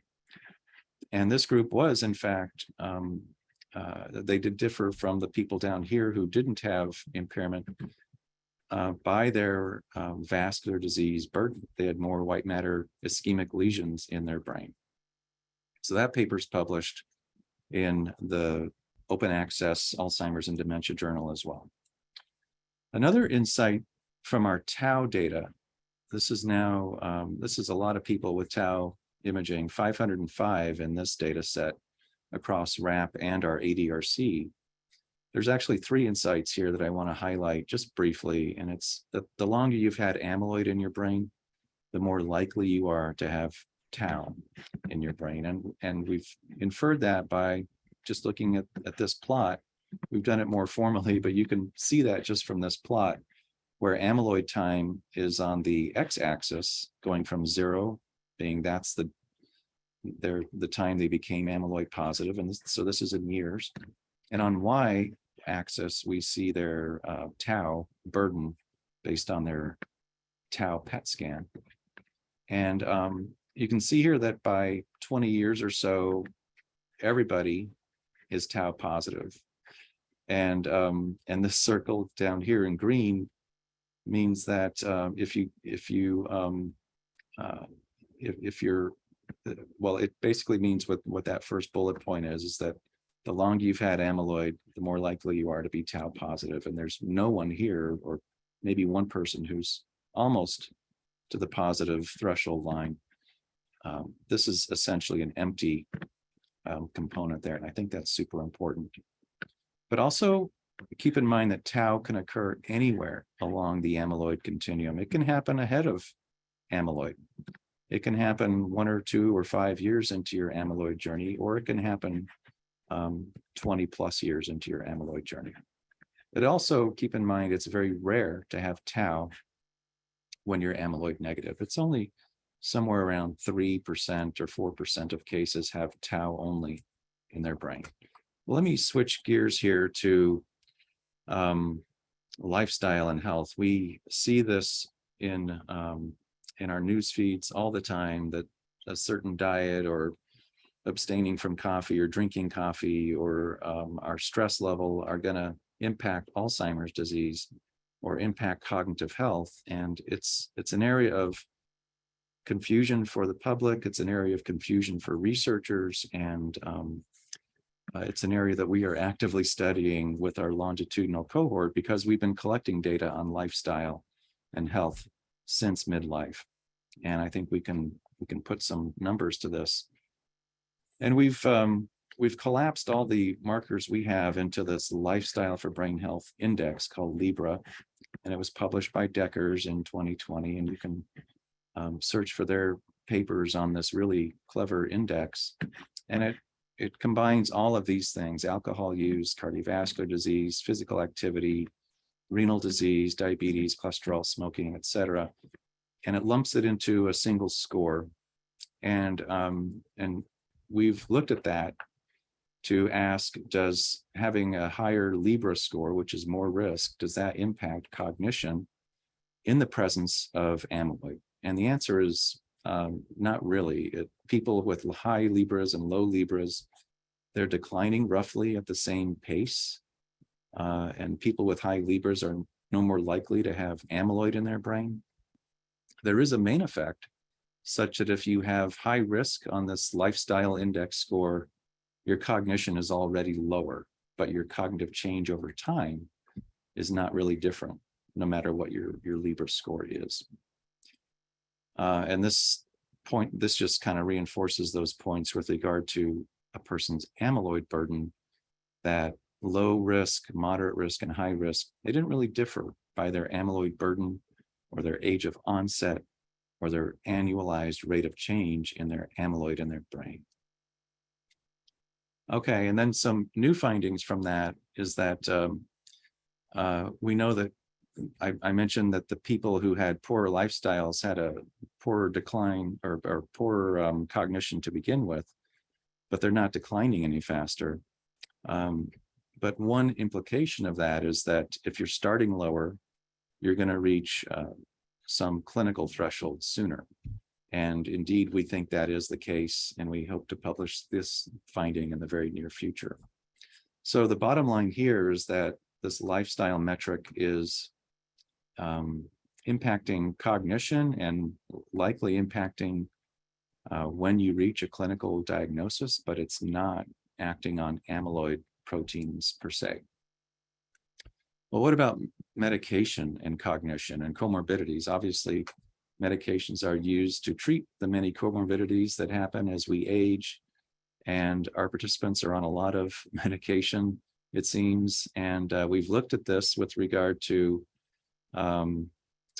self-reported health, and we've looked at it with regard to cognitive decline, and what we're seeing is that there is a subtle effect on executive function and just overall cognitive decline. The people with higher number of meds they're taking and therefore higher number of comorbidities, they're declining just a tad faster than people who are taking a lower amount of medications or have fewer comorbidities.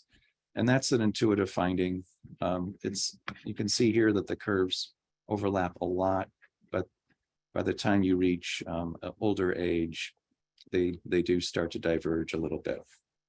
And I think that's an important thing to keep in mind, that it's not just stuff going on in the brain, but it's other diseases that a person may have, whether it's their rheumatoid arthritis or their diabetes. The medications and or the conditions those medicines treat can have an impact on cognition.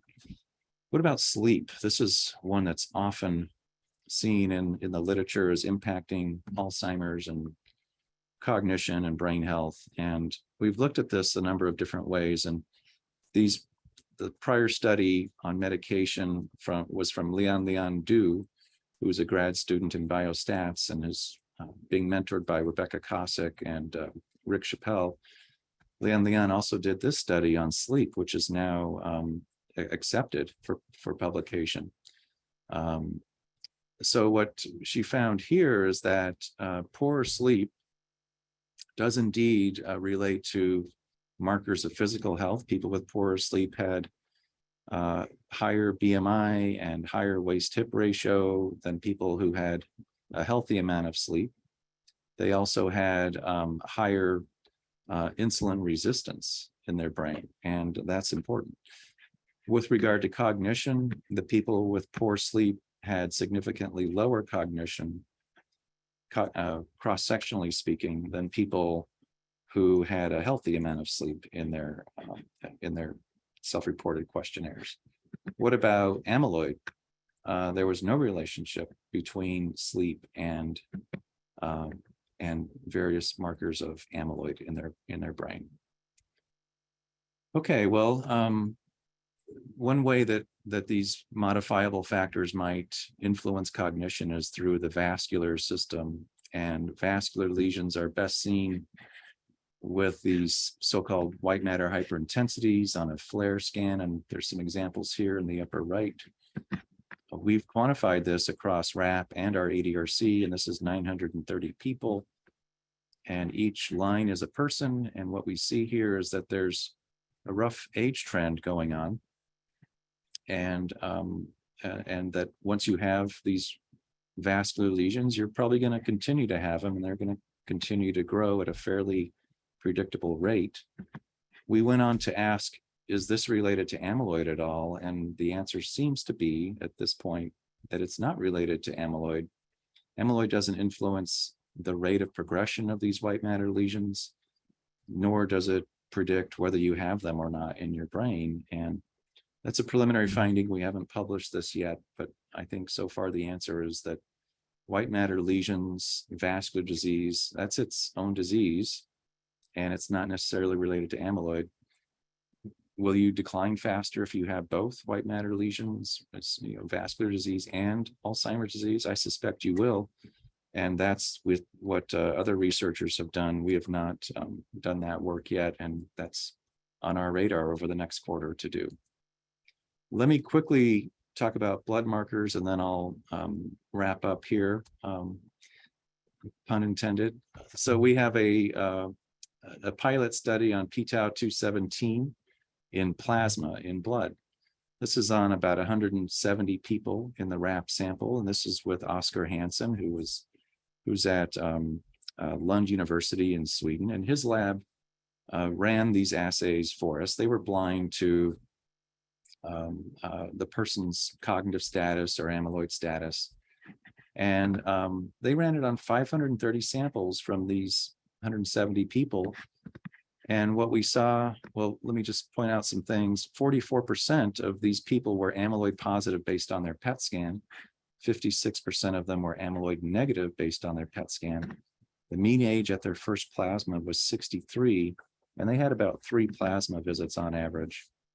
And what did we find?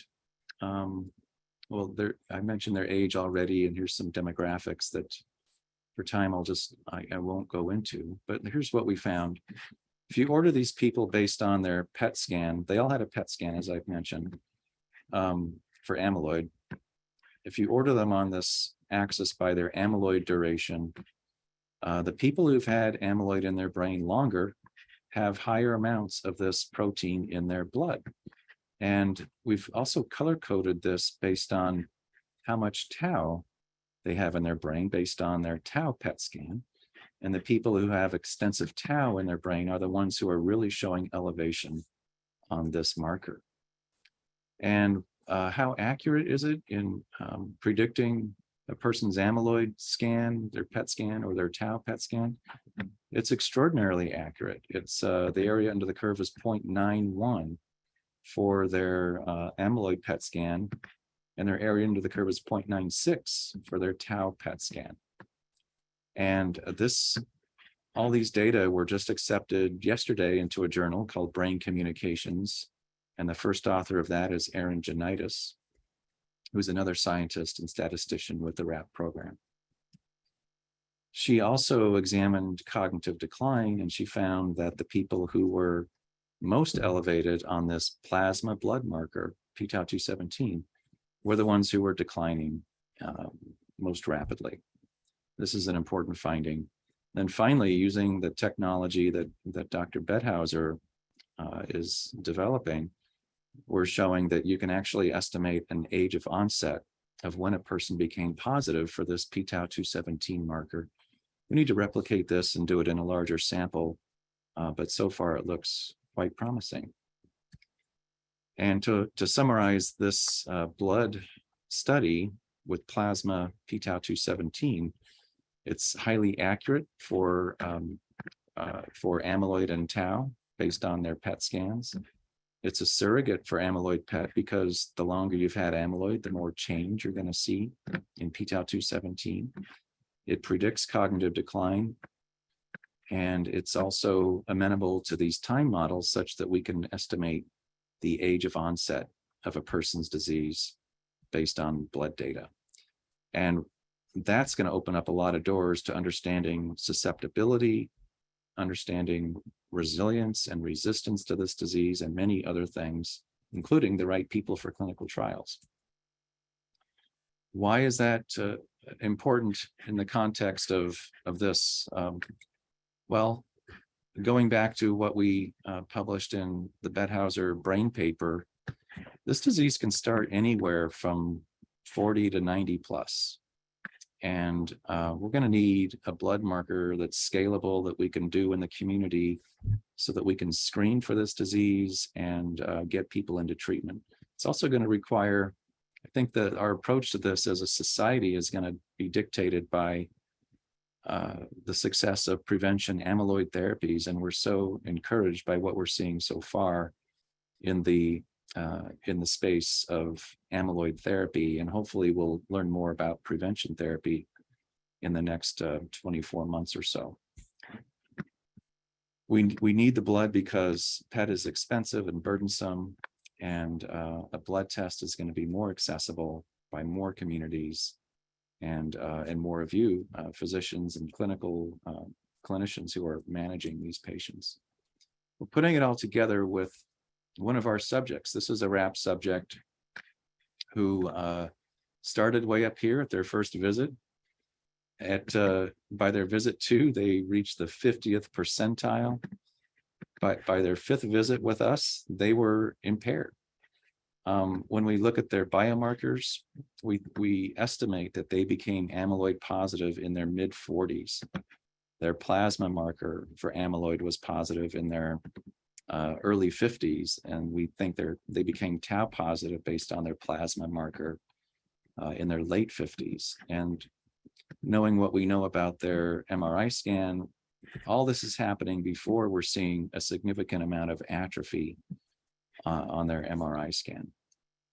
So this is an example. This slide was put together by Dr. Kosick, Rebecca Kosick, who has been studying these kinds of models and using a person's own baseline, cognitive baseline, to look at rates of change. And that's going to help us be less biased and because we'll have a person's own baseline to anchor to. We won't have that intrinsic bias that often impacts our regular neuropsych testing.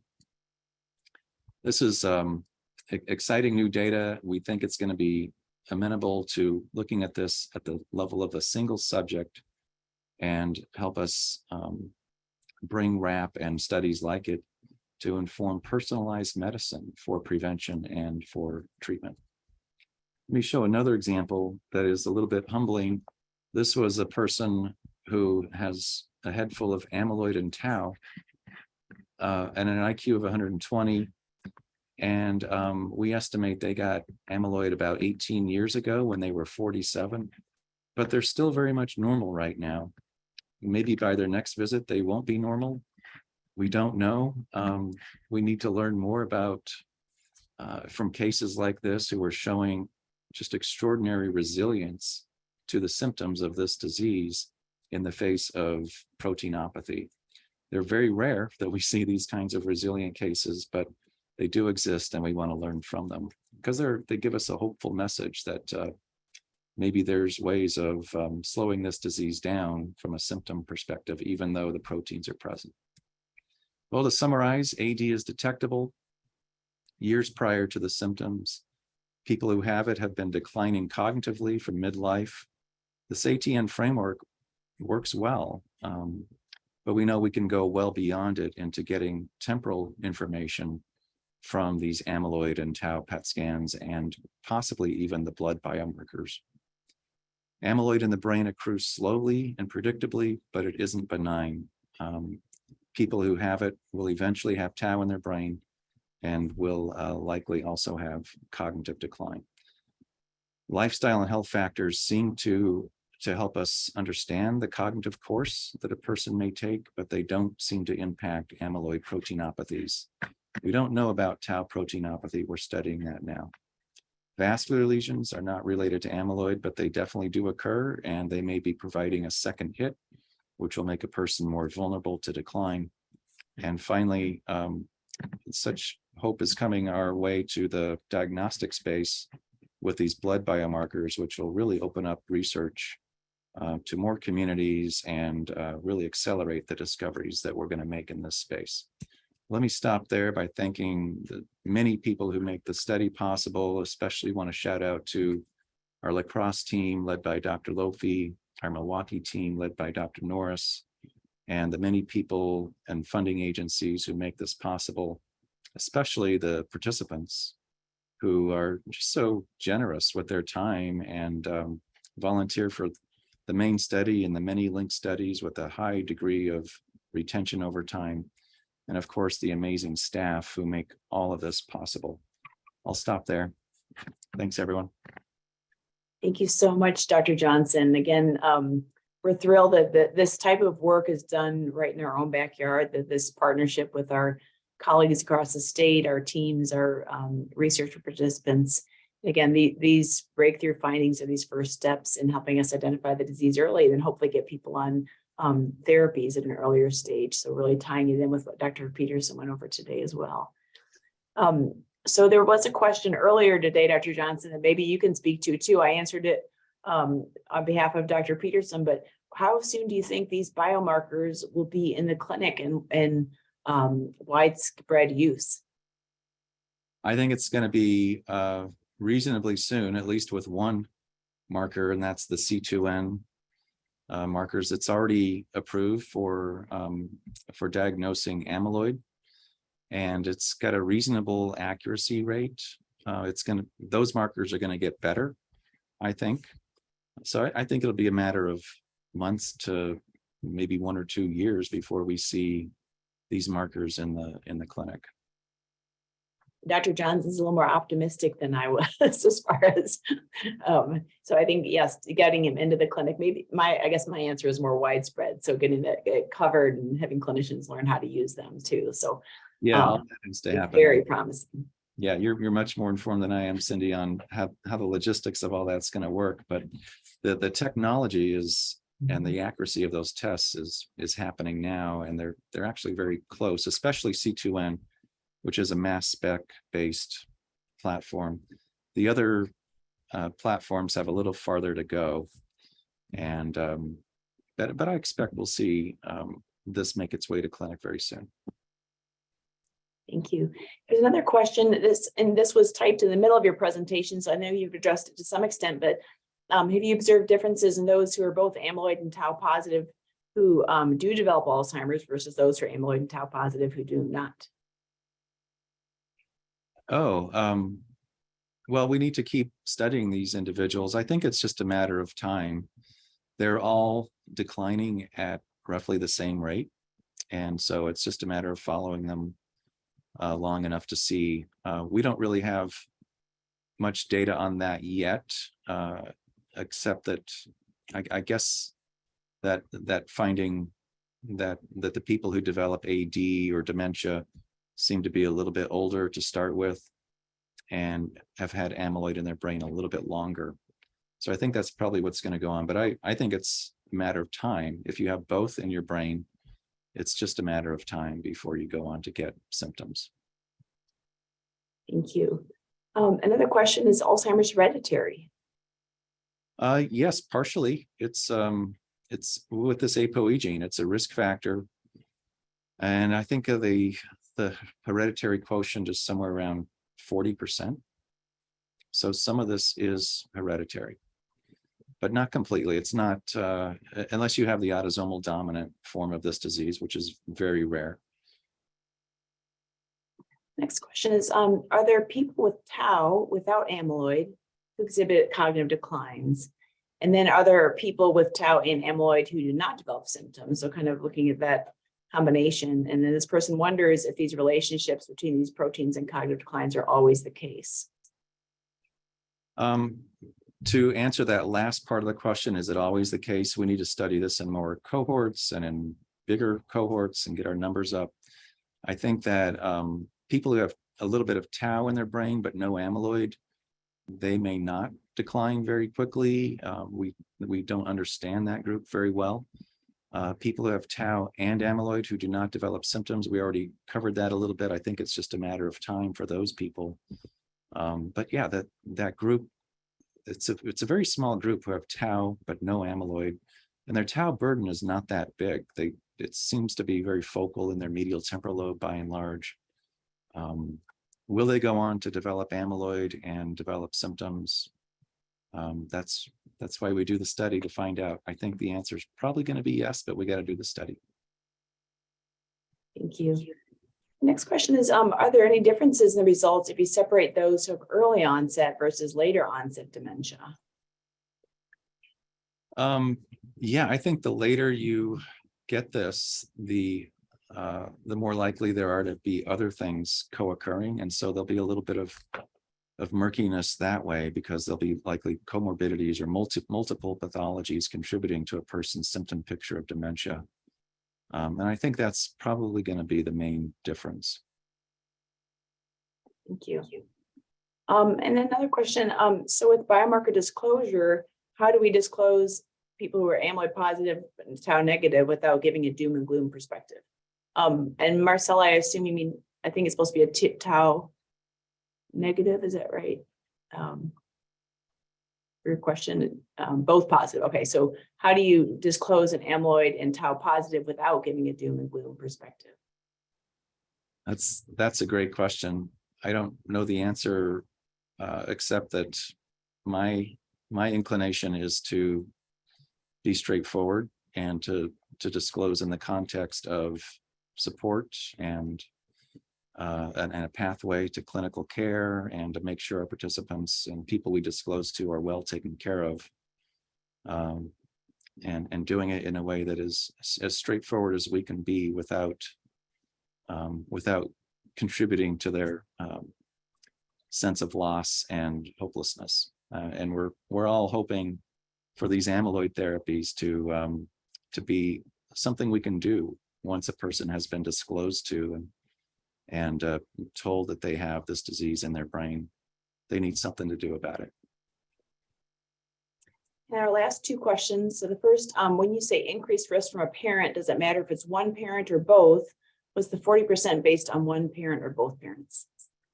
Okay. Oh, the 40% hereditary rate, that was referring to ApoE.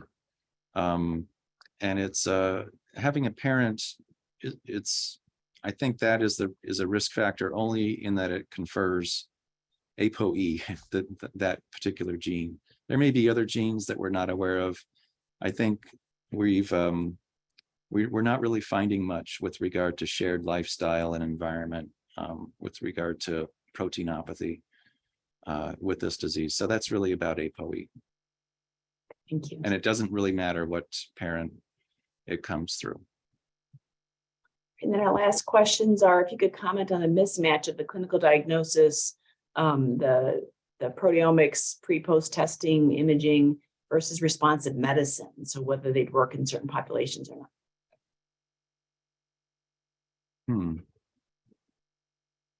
I don't really know how to answer that. I think that our biomarkers are going to help us understand who has the proteinopathy and get people on the right treatment, preferably at the right time, so that the drugs can have an opportunity to work how they should work.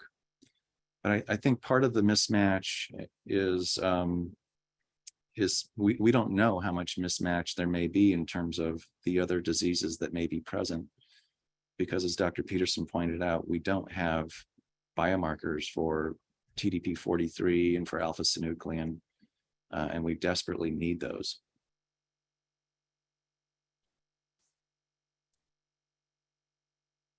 Thank you so much, Dr. Johnson, for presenting today. And again, we're just thrilled to be able to see all this progress. It's so satisfying to see the great research that's being done.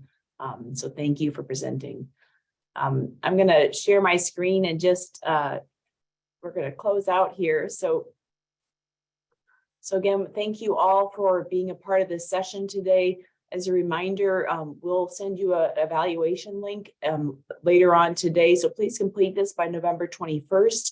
Again, we really want to learn from you what types of things you want to hear about. So again, today was about trying to better understand where we come with our understanding of the disease, both in the clinical spectrum and biomarkers, how that's going to affect our clinical practice, and how we can engage with caregivers and participants, understanding their unique backgrounds to help engage them in healthy lifestyle practices and caregiver support. Again, the continuing education credits from today will be done after the conference evaluation. So make sure you complete that, and you can have credits issued for up to 90 days. And again, the presentations and the recordings will be available on November 18th. And please visit our website and see the other programs we have. There'll be information about this conference and future conferences, which we hope to be hybrid. So we'll be able to see people in person, as well as keeping the access open to those from longer distances. So again, I really want to thank our team. So again, we have In addition to our conference planning team, who I mentioned, Jody Craner, and the team that helps with evaluation, Uriel Paniagua, Dr. Maria Mora Pinzon, and Dr. Tammy LeCaire. We also have an amazing communications team that's done a lot of work. That's how you heard about this. So again, I want to thank Claire Bittner and Navina Jaspal and Sarah Klein for their great work. And then again, we have so many great colleagues in our programs, our regional Milwaukee office, our public health teams doing great work. So we'd love to hear from you and reach out to our teams. And then also, if you and others in your communities want to start up a clinic, again, we really want to increase access to quality dementia care. So those of you who don't have clinics, please reach out. We'd love to help partner with you, and look forward to meeting with our current clinic network participants this afternoon. So we'll be starting up at 1 o'clock Central Time, and it'll be opening up at 12:45 Central Time. So we look forward to seeing you at 1 o'clock for those in the clinic network. And otherwise, thank each of you for being a part of the session today and taking time to learn more about improving dementia care for our patients.